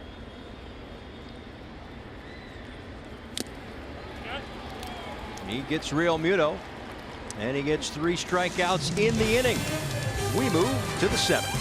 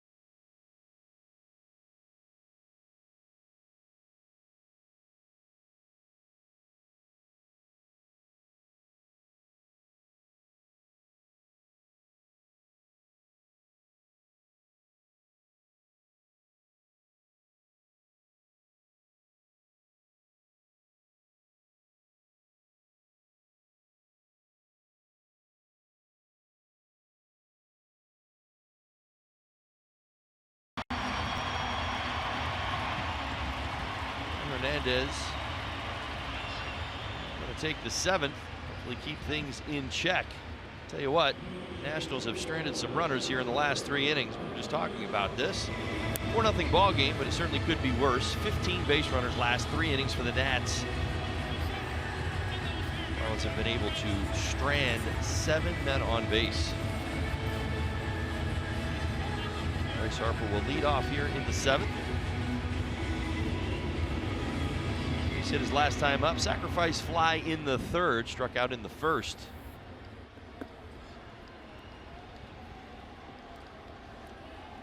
It's Harper, Adams, and Soto against Hernandez. Terrific job of striking out Turner to end things in the 6th inning. He starts Harper with ball 1.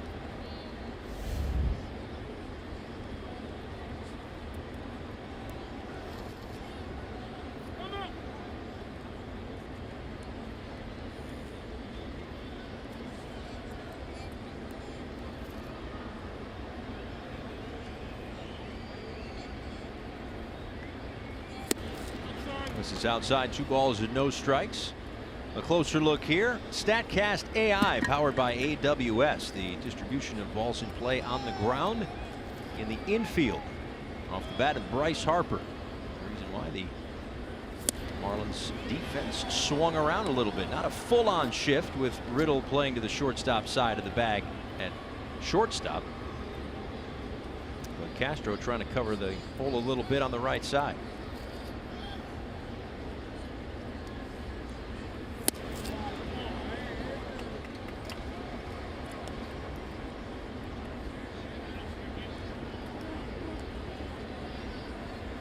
You know, we didn't really talk about this, but the home run derby. I picked Harper, you picked Schwarber. And I won.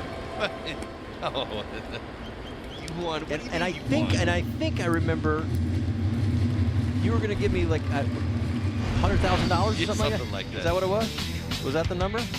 I may be misremembering that a little bit. Well, maybe this is the time where I bring up the great debate that has been, well, mildly talked about as Harper strikes out for the 2nd time tonight. You and I didn't get into that, right?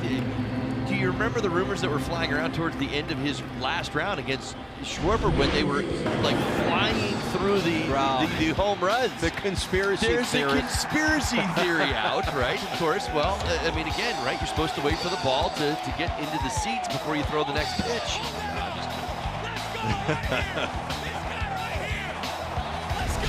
What a special night that was. His dad throwing and batting practice as he's done in the backyard 1,000,000 times. Realmuto puts that one away in foul ground. As Adams again offers it the first pitch. 2 down here in the 7th. Well, and I think the surge, I mean, that's just it. Whether it was too fast or not, I think, you know, for the hometown crowd and what Harper accomplished, and, you know, I suppose potentially it being his last year in D.C. with free agency and everything looming, it was just an impressive moment, I think, not just for Harper, but for baseball. It just felt right that, you know, he was going to walk away that day with the home run crown. So you're not the home crowd. You're not going to pay up, right? Well, I'm probably not going to pay up because I don't even remember what I agreed to. I don't think it was anything. Although I was pretty satisfied with Schwarber's effort. I'll tell you, that was pretty impressive. Everybody that participated, well, that was one for the ages. I think every round was very exciting and an awful lot of fun to follow. Outside to Juan Soto, a ball and a strike. Soto with a home run in the 2nd inning. His 13th of the season. He takes a strike, 1-2. Time for the Toyota inside look. First teenager to homer in 3 straight games since one of Holly's favorite teams, the 1898 Brooklyn Bridegrooms. They had quite the middle of the lineup. 3, 4, and 5 combination. Lethal. Out of the reach of Dietrich. Not by much. A long run for Dietrich toward the corner, and that one fell foul by a foot or so. Yeah, certainly not much. Watch Soto hit, and this is kind of what I'm getting at. You know, even inside of a baseball game, spacious Marlins Park, we've talked about the on-base percentage and the offensive approach for Soto. where do you shift them? You know, what line do you think you're going to lean towards? I think it's you get as straight up as possible. That's it. It is what he is. I mean, that's right. When you see what the Marlins are doing, just a little bit maybe to that off field. But we've seen 2 times already in this series. Exit velocity and distance to right. Test that left field line again, this time into the seats. And a nice catch. Nice job. Don't throw it back. No. Keep it. Keep it. Well, I don't know if you ever heard about this. Let's just see this catch one more time. Nice job. Well done. Yeah, they used to say about Pete Rose, Tony Gwynn, you throw the ball down the middle of the plate to them because they needed a direction. If you threw it away, they were going to hit it away. If you threw it in, they were going to pull it. And, you know, the idea was that you just made your best pitch down the middle of the plate and hope they hit it at somebody. Right. Almost let them confuse themselves, so to speak. I mean, we see batting practice every day. Not every pitch leaves the yard.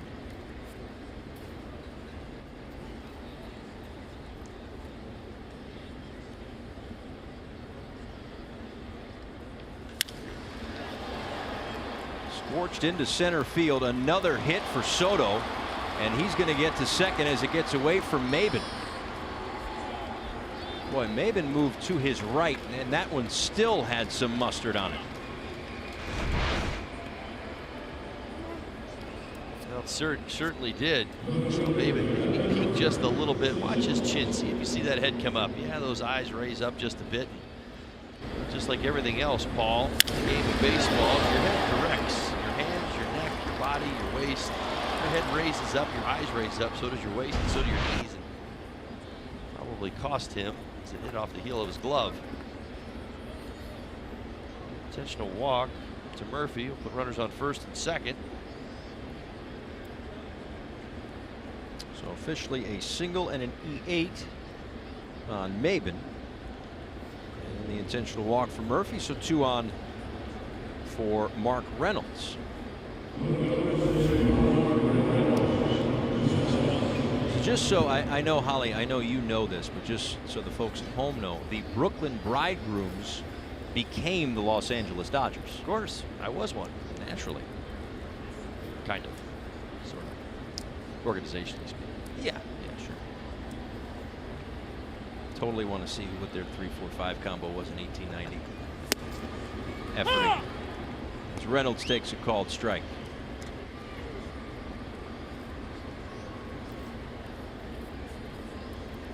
Can't find the numbers, the lineups rather, but Oyster Burns led the charge that year offensively with 13 home runs and 128 RBIs. Told you.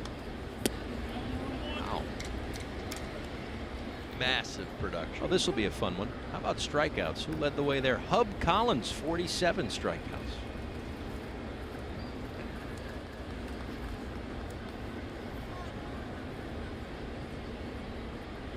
There's teams that put up 40 strikeouts in a week. Yes, there are. This one out toward right center field. Maben will make the catch. And we are through 6.5. Time to stretch here at Marlins Park. 4-0.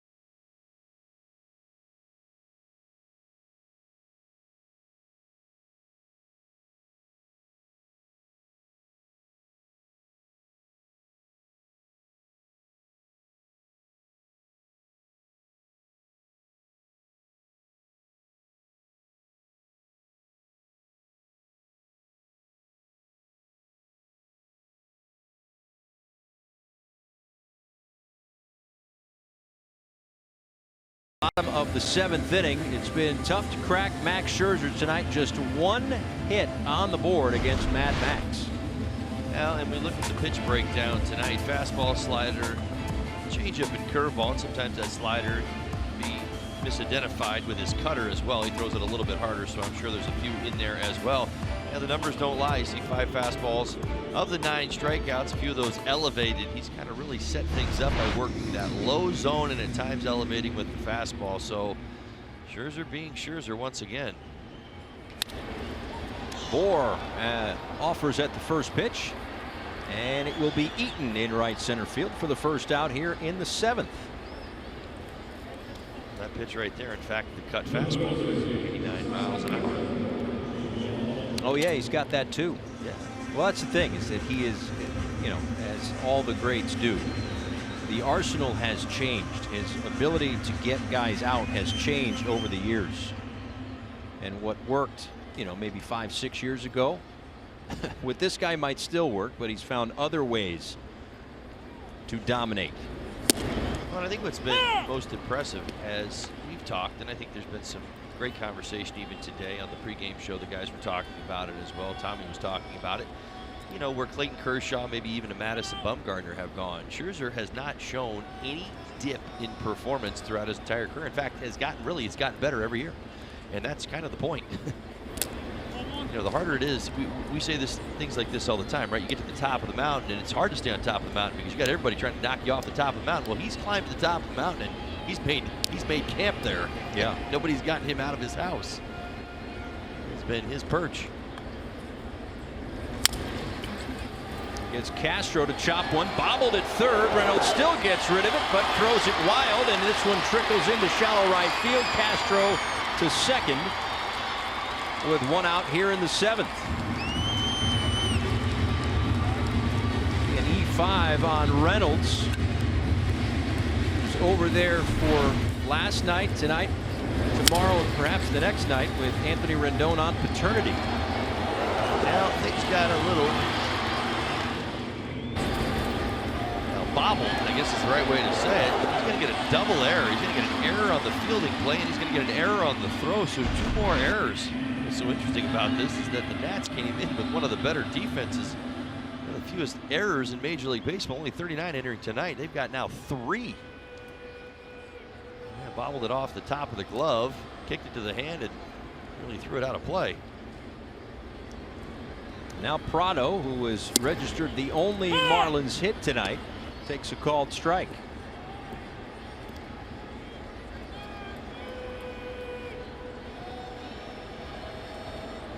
Well, for as good as Scherzer has been tonight, and it might feel like it's more than 4-0, but if the Marlins can capitalize on the miscues like that one, as Castro's going to get waved around from third, he'll come in to score. Prado to second, and Miami's on the board.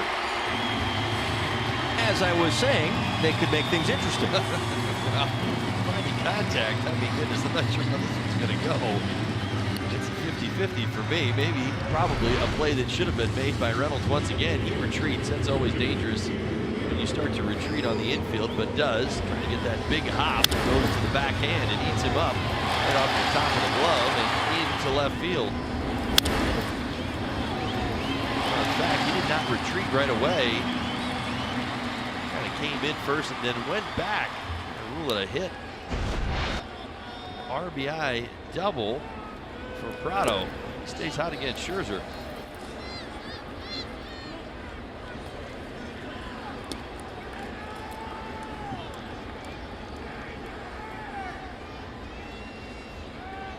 So the Marlins finally cracked the scoreboard here in the bottom of the 7th.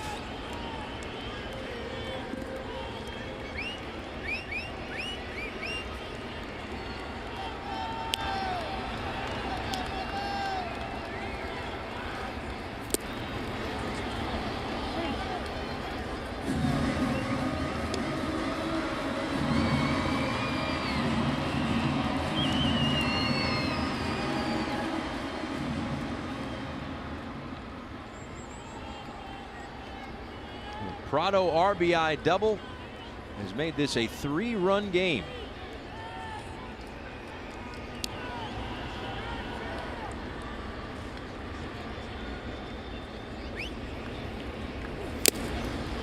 1-2. Still pumping 95 miles an hour in there on his 84th pitch of the ball game. He got Riddle on strikes in the third. One of 9 strikeouts. Twice he has struck out the side tonight.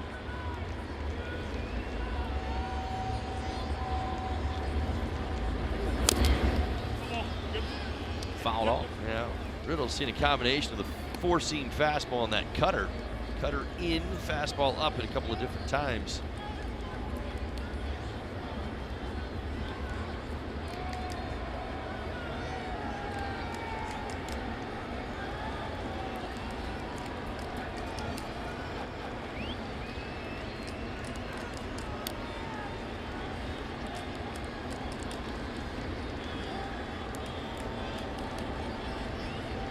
One-two pitch. It is hit to first base. Adams steps on the bag, and over to third goes Prado. Two-way in the 7th. As Miguel Rojas will pinch hit for the Marlins. Rojas 2 for 7 pitch hitting this season, 10 for 41 in his career, 244 batting average.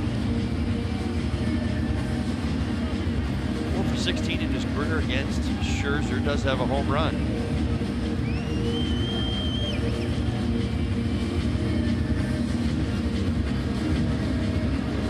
Wiener's out to talk with Scherzer. The inning started with laying some fly ball out to right field on the first pitch of the inning off the bat of Justin Bohr, and then a fielding error and a throwing error for Mark Reynolds. Got Starlin Castro to second. He came around to score on the Prado RBI double before the Riddle ground out. So it's up to Rojas to extend this inning and close the gap even further.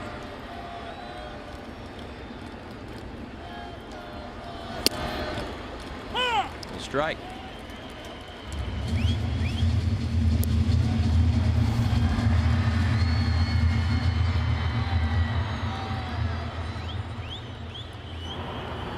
Javi Guerra up for the Marlins.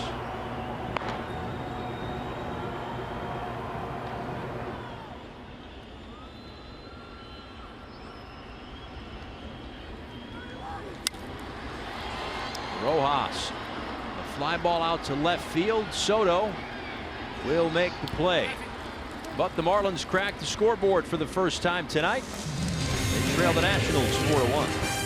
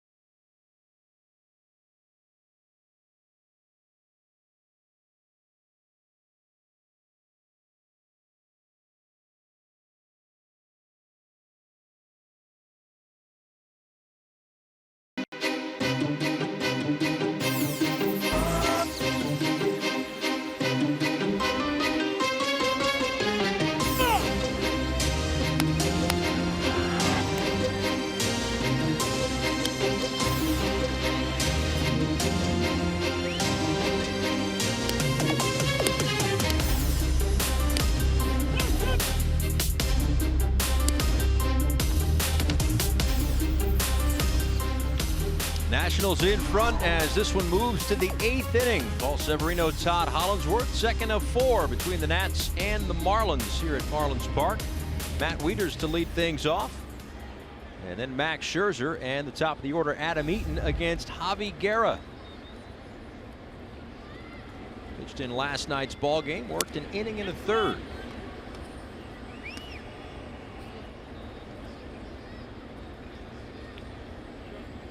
Well, he's done a nice job this season. Lefty's hitting .231 against him. Righty's .063.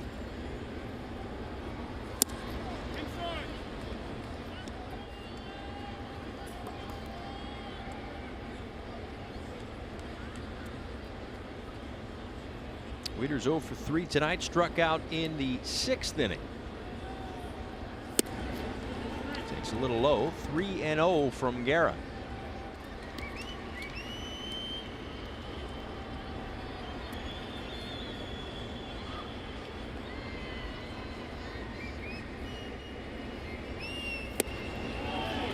And a 4-pitch walk to start the 8th. That'll bring up Scherzer. Storylines have, well, pretty much remained the same for the Nationals. More leadoff runners on. Now, Marlins have done a pretty nice job of containing the traffic for the last few innings, but still, an unfortunate trend for this Marlins staff. They are going to have to find a way not only to start limiting these walks, but that leadoff man. Oh man, it's going into a traffic jam on the bases for the Nationals. Scherzer lays down the bunt, right back to Guerra, who will get the out at first. And up to second is Wieters with one away. So with the walk to Wieters over the last 6 games against the Nationals, Marlins pitchers have walked 40. That's with an ordy. 40.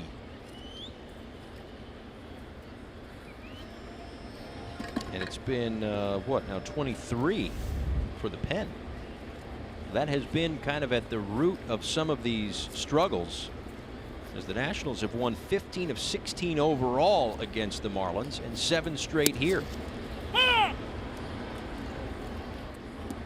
with Scherzer laying down a sac bunt in the 8th, you figure he'll be out there for the bottom of the inning. He's had 88 pitches. Guy who was certainly shown to be a horse in his career.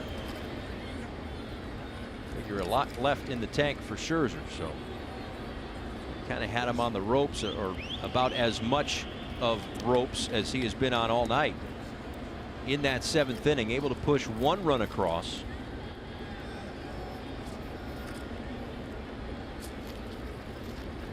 He's gone as high as 121 pitches this inning, over 100 pitches in 18 of his 21 starts coming into tonight.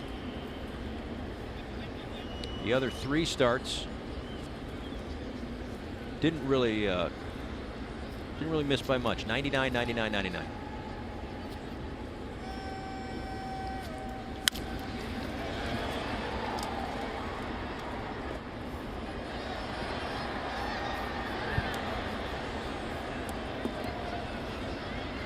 So far tonight, Nats have continued to struggle with runners in scoring position. 1 for 11.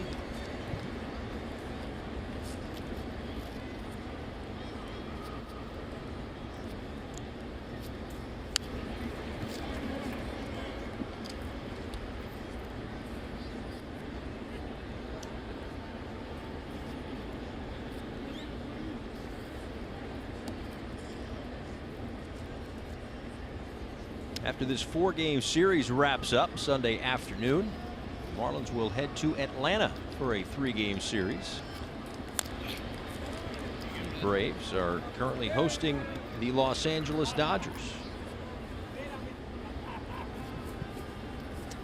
Dodgers up 4-1 in the 7th. One of the Dodgers' top prospects, Alex Verdugo, with a home run in that ball game, the 2nd of his career. And Manny Machado with 2 more hits. Slap foul by Eaton, still 1-2.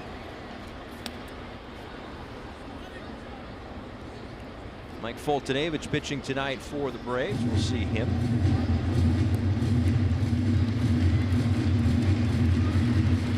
All things stay on course in the second game of that series. Side to Eaton, 2 balls and 2 strikes.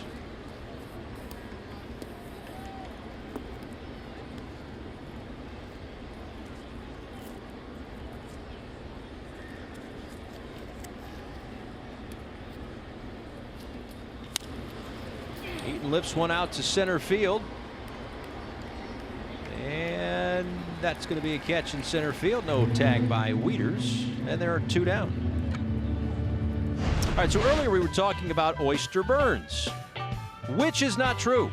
The nickname Oyster because he sold shellfish. B, he was once fined $25 for throwing at an opposing pitcher. C, he stabbed a teammate with a penknife. Or D, bought a Ford Model T with his baseball earnings, which is not true, Holly. A is not, no. He did not stab a teammate with a penknife. He Come absolutely on, did. No, he didn't. Yes, he did. Why? On April 14th. No, I have no idea. I mean, you know, that's one of my favorite games we play here on Marlins broadcast. I love that game. It's my favorite. Which is not true. Well, our executive producer, John Sulzer, is fantastic at putting together a great list of answers, and I have a harder time figuring out which lie he's trying to feed me. Right. But I'm going to go ahead and play along. There's no way he stabbed him.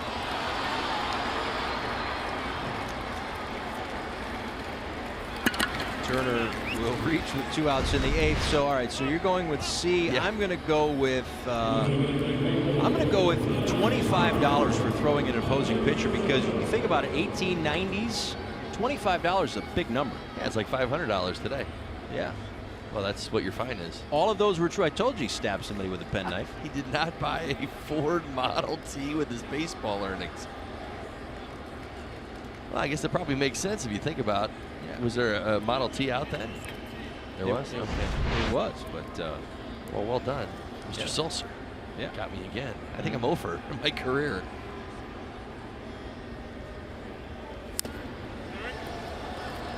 They once called him the noisiest man that ever played for Brooklyn. Well, some would even call him cantankerous. I would... If he'd stab a teammate with a penknife, my goodness. Yeah, you better watch out. Right. I think he probably would be the loudest voice on the team, because I wouldn't dare want to be, knowing that I may get a penknife in the ribs. Well, I mean, here's the problem is, as the story goes, in 1893, in between games of a doubleheader, a teammate was sleeping in center field. So he stabbed him to wake him up. So he severs a tendon. The guy's out for 2 weeks. And Oyster Burns makes our broadcast tonight. Don't mess with Oyster Burns. Have you heard that before? How do you think that would be received in today's game? I think Twitter would have fun with it. Oh, could you imagine? He wanders over to the center fielder who was dozing. Right. Yeah. Harper with a base hit through the left side. That'll bring home Wieters and extend it to a 5-1 Nationals lead. Well, heck, if Scherzer and Strasburg just exchanged words a week ago, and that was all over the headlines. How about if there was a penknife stabbing? Well, first of all, the first question would be, like, what player is walking around in the outfield with a penknife on him? Well, that's not as outrageous as you might think, because I believe I've heard Colby Rasmus used to have a switchblade. I don't know that for sure. I've just heard that. But yeah, this 8th inning has really taken a turn. It really has. It's really loosened up on our ends, is where I'm going with it. For the Marlins, it's got a little bit more complicated. You got a slow roller to the right side by Turner. Second hit of the ball game for him, followed up by an 0-2 base hit to left.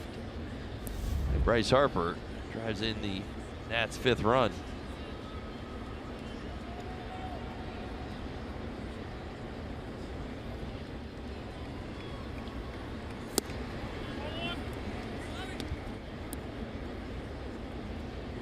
That's it for the turn of the 20th century physical assault portion of the program. Back to the ballgame. Broken bat, base hit, center field. Adams will bring home Trey Turner. To third goes Harper. 6-1 Washington. Another RBI single for Matt Adams, his second of the ball game, third hit of the game.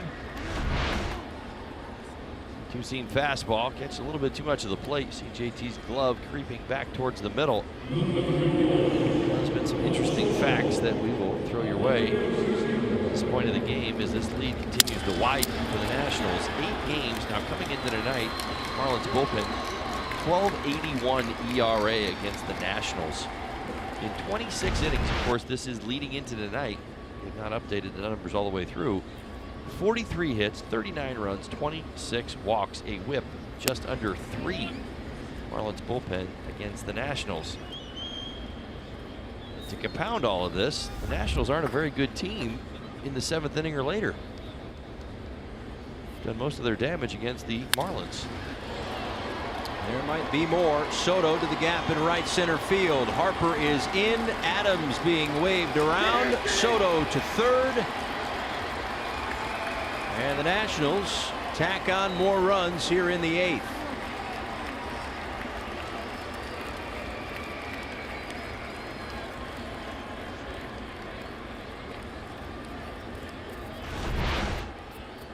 Well, we've continued to say gap to gap. He's going right center field this time. Fastball almost the same spot that Matt Adams picked on one.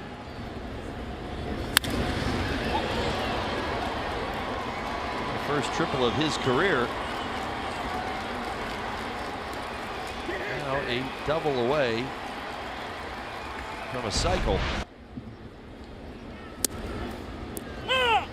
Daniel Murphy takes a called strike. 4 consecutive hits here in the 8th.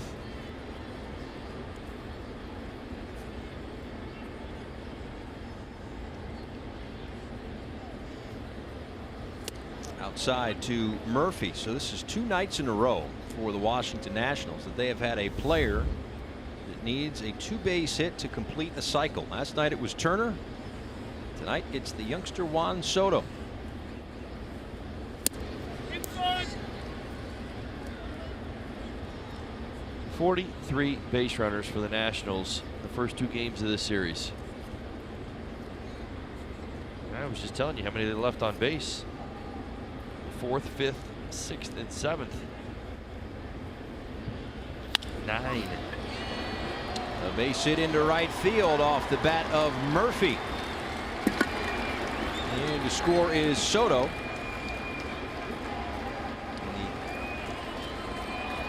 The big 8th inning continues for the Nationals. They've scored 5. They lead at 9-1.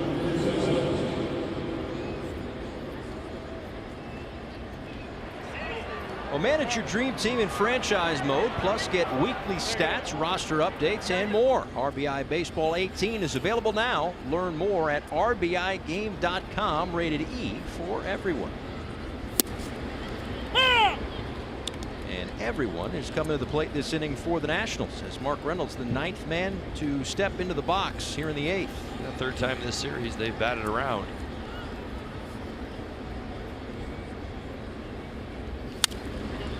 Well, I mentioned the 8.13 runs per game. I thought there was maybe a shot tonight that they weren't going to get there. That number would come down. Of course, they now have.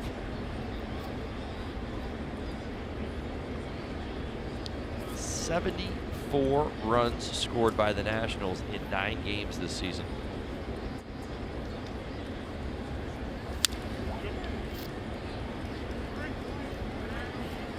There are points in rivalries like this one where it's just a one-sided affair. And that kind of is where things are at. I mentioned a little while ago that the Nationals have won 15 of 16 against the Miami Marlins.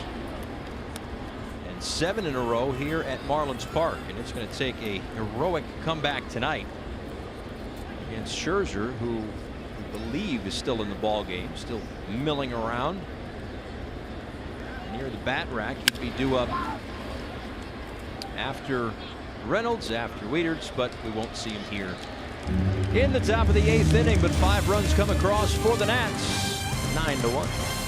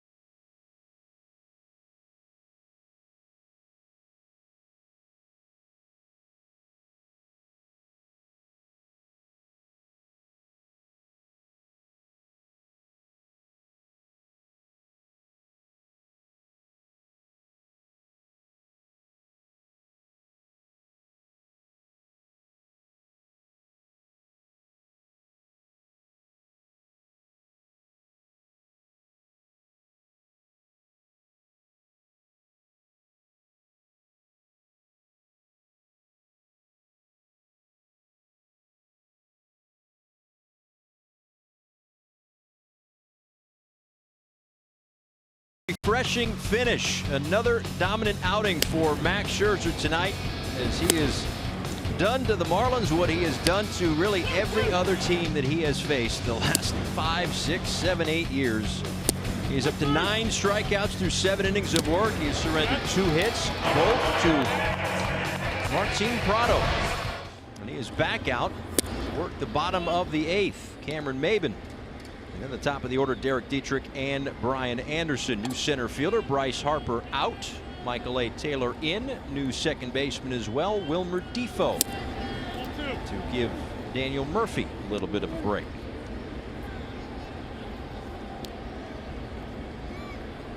Maben reached on an error by Murphy back in the 6th.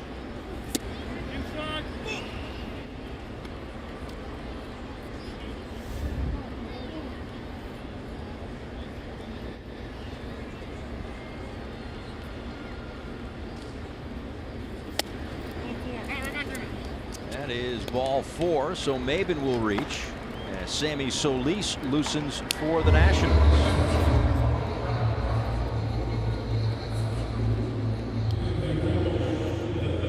Watch every out-of-market regular season game live or on demand at home, in the office, or on the go with MLB.tv. Your subscription includes MLB At Bat Premium, allowing you to watch live baseball on your favorite supported devices. Blackout and other restrictions apply. Visit MLB.tv for details. Here's Dietrich. Takes a look at a called strike. 2 of the 9 strikeouts tonight for Scherzer. He just issued his first walk of the evening. He has had 3 starts this year in which he has not surrendered a free pass. In those starts, he's worked 7 and struck out 11 with no walks. He has worked 8 and struck out 13 with no walks, and he has worked 9, struck out 10, no walks.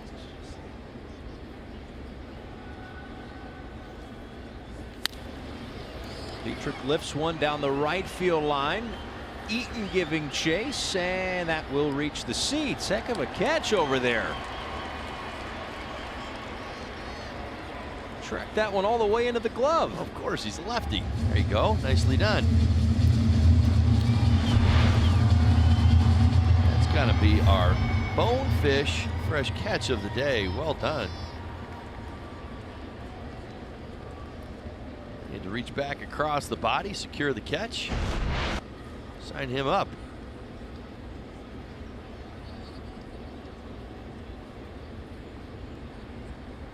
is a moment he will never forget.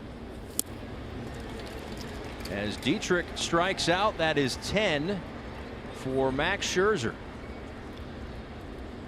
Well, it's certainly notable. It's a 10 strikeout performance. Here's the cut fastball. They call it the slider. Sometimes it's hard to tell the difference between the two, but late break, my goodness, he is now past Bob Gibson on the all-time list. Most games with 10+ strikeouts. Now into 8th place with 75. As impressive as Scherzer's career has been, I can't help but get past the two guys at the top of this list, and I think it's just absolutely an amazing conversation every time you think about it, right? So we're telling you Scherzer's got 75, 10 strikeout games in his career, right? We're talking Cy Youngs, All-Star games, everything else he does. At the top of this list, two guys, two individuals.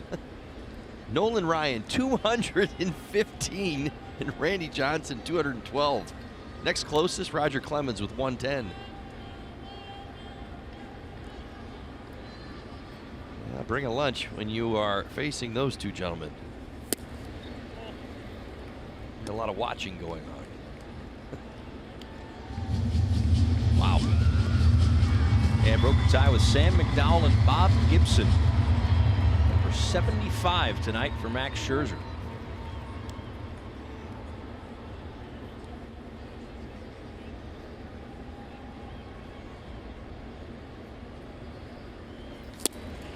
On and missed by Anderson. A ball and 2 strikes. Coming up at the conclusion of this one, WB Mason Marlins Live postgame show. Craig Minervini and Tommy Hutton taking care of you from center field. We'll hear from Don Mattingly.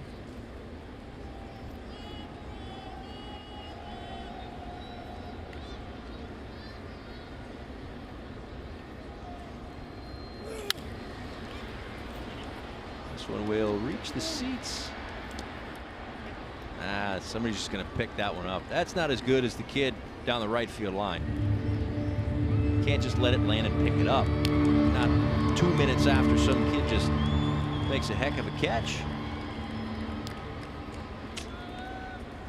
The bar has been set very high. Absolutely.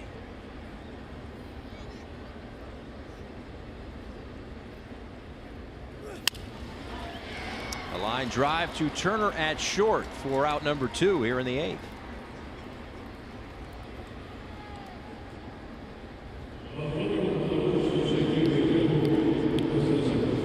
Scherzer up over 100 pitches yet again.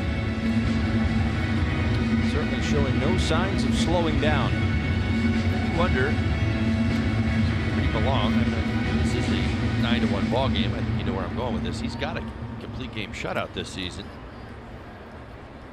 Question is, will he be allowed to go back out? I don't think there's too many guys where we would wander down this path, except maybe Scherzer. If you know what I mean. We talked about the number of pitches he's thrown. He's gone as high as 121. And really, you're just pitching for the complete game shutout. Now, he did it April 9th against the Braves. No walks, 10 punch-outs. A very similar theme tonight. Of course, not a complete game shutout, just the CG. JT Realmuto with a base hit into center field.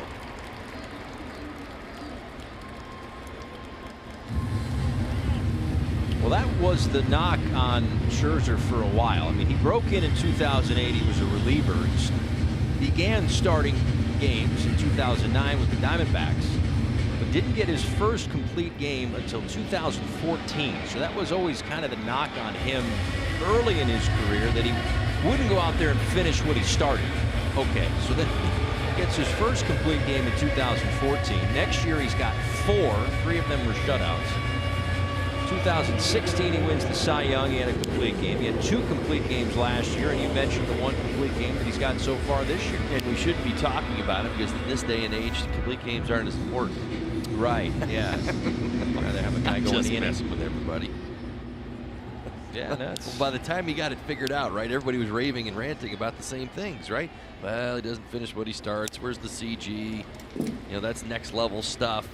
Well, he starts to do it for everybody, and we've moved on to a new conversation. Right. And he is at a point now where, of course, he signed that lucrative deal, 7 years, $210 million in January of 2015. So he's still the early stages of that extension with the Nationals. But he has been so good for so long that, listen, again, just as strictly as a baseball fan, you'd love to see this guy keep it up forever. But if he fell off the face of the earth tomorrow, I don't think that anyone would say, boy, he didn't live up to the contract. He's been that good.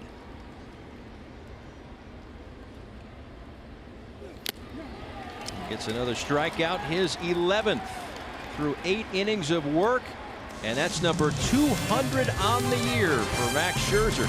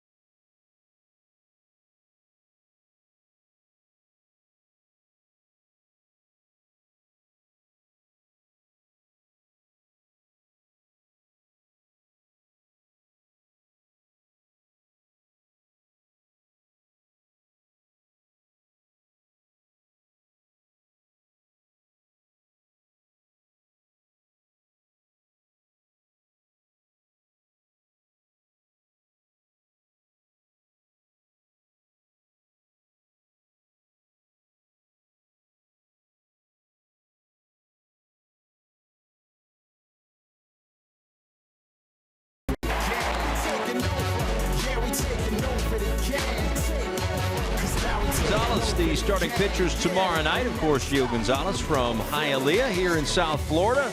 He gets the ball for the 21st time tomorrow. Trevor Richards, his 15th start here in 2018. That's the third game of a 4-game set. Those are your starters. On the air with the Marlins Live pregame show at 6:30. First pitch a little after 7 here at Marlins Park. Kyle Bearclaw on to pitch for the first time since Sunday against the Rays, when he was on the mound, gave up the walk-off grand slam to Daniel Robertson. So his 47th game this season. Opponent still hitting just 150 against him. It'll be Spencer Kieboom to pinch hit and lead things off here in the 9th. Takes upstairs.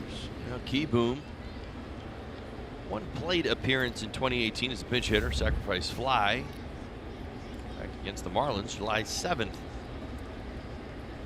33 on the season.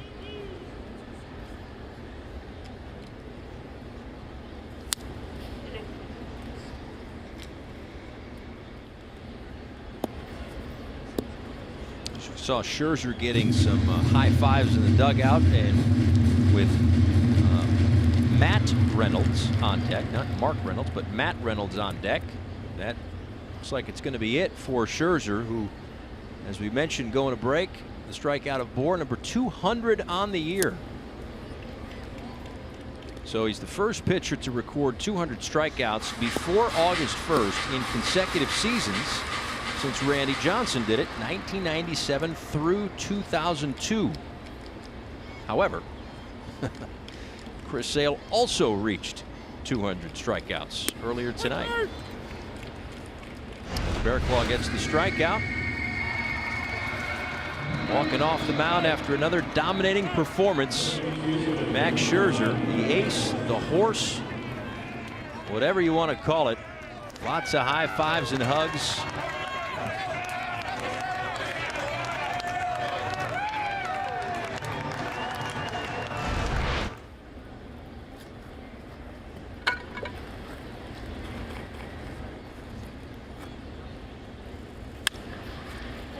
base hit up the middle. So Matt Reynolds gets a knock. 1-on-1 out here in the ninth.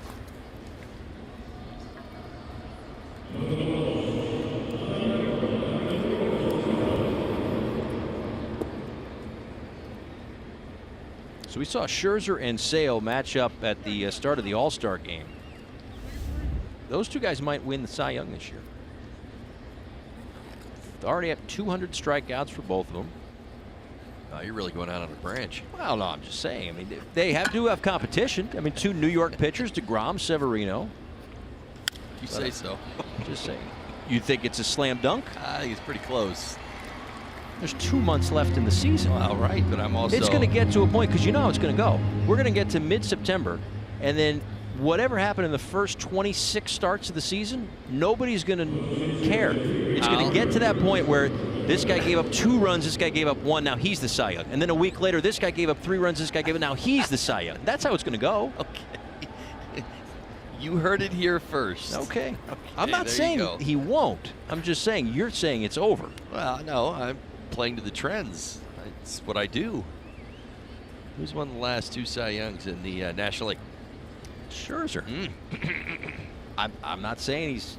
We've spent the last 2.5 hours talking about how good he was. I don't discount that.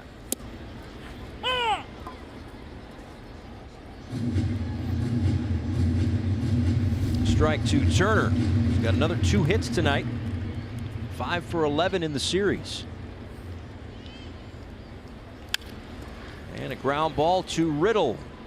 The flip to Castro, and this game moves to the bottom of the 9th inning. Bearclaw works off a little rust here at Marlins Park.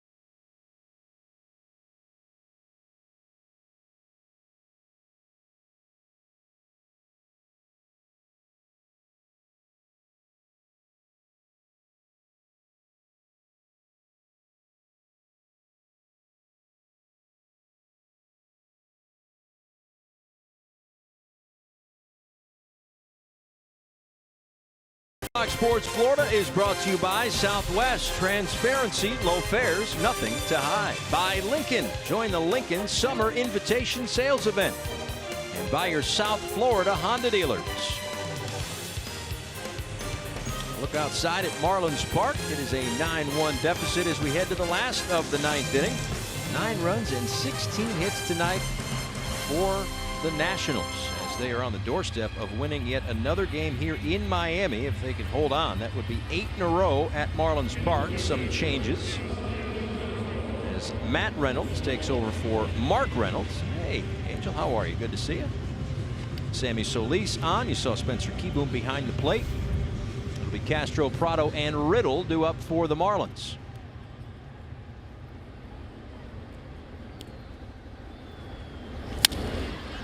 First pitch swinging for Castro, out to Eaton. 1 quick out.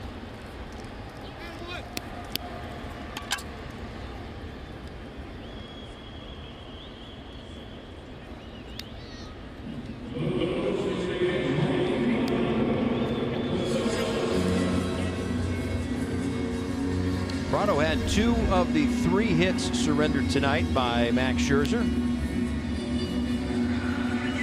And a single in the 5th and an RBI double in the 7th.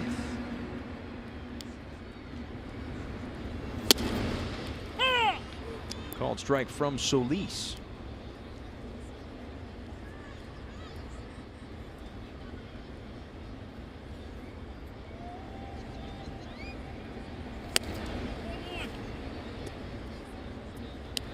Prado has stayed hot since his return. 15 games since coming back from the disabled list. Now 18 for 57.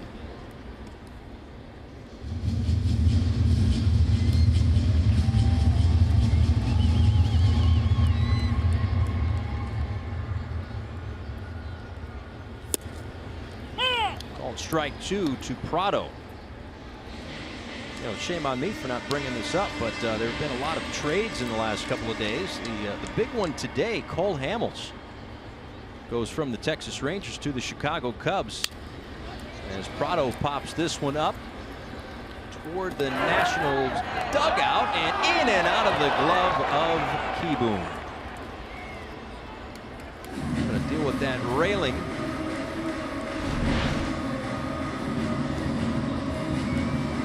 Everything right to get himself into position and squeezed it right out of the pocket.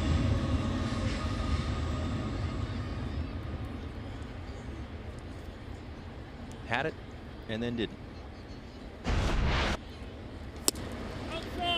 Outside to Prado, 3-2. So what's interesting, as I mentioned, the Cole Hamels deal, his last start with the Phillies was a no-hitter at Wrigley Field, and now he will call Wrigley Field home as a member of the Chicago Cubs. He's got great numbers in that ballpark. Surprise, Cubs traded for him. Sub-2 ERA in his career. Probably will fit well in the clubhouse. Get some veteran experience for the push and for the postseason. I think many Cubs fans anticipate that happening. Has plenty of postseason experience. Yeah, Cubs right now 2.5 games up on the Milwaukee Brewers, 8 up on the surging Pittsburgh Pirates, who right now have their eyes on the wild card. Riddle with a line drive out to Soto, and that will put an end to this one, as Dave Martinez and the Nationals have won again here at Marlins Park. They take the first 2 games of this 4-game series. Max Scherzer, dominant through 8 innings, picks up another win. He's the first pitcher in the National League to 14. Marlins Live postgame show coming up next.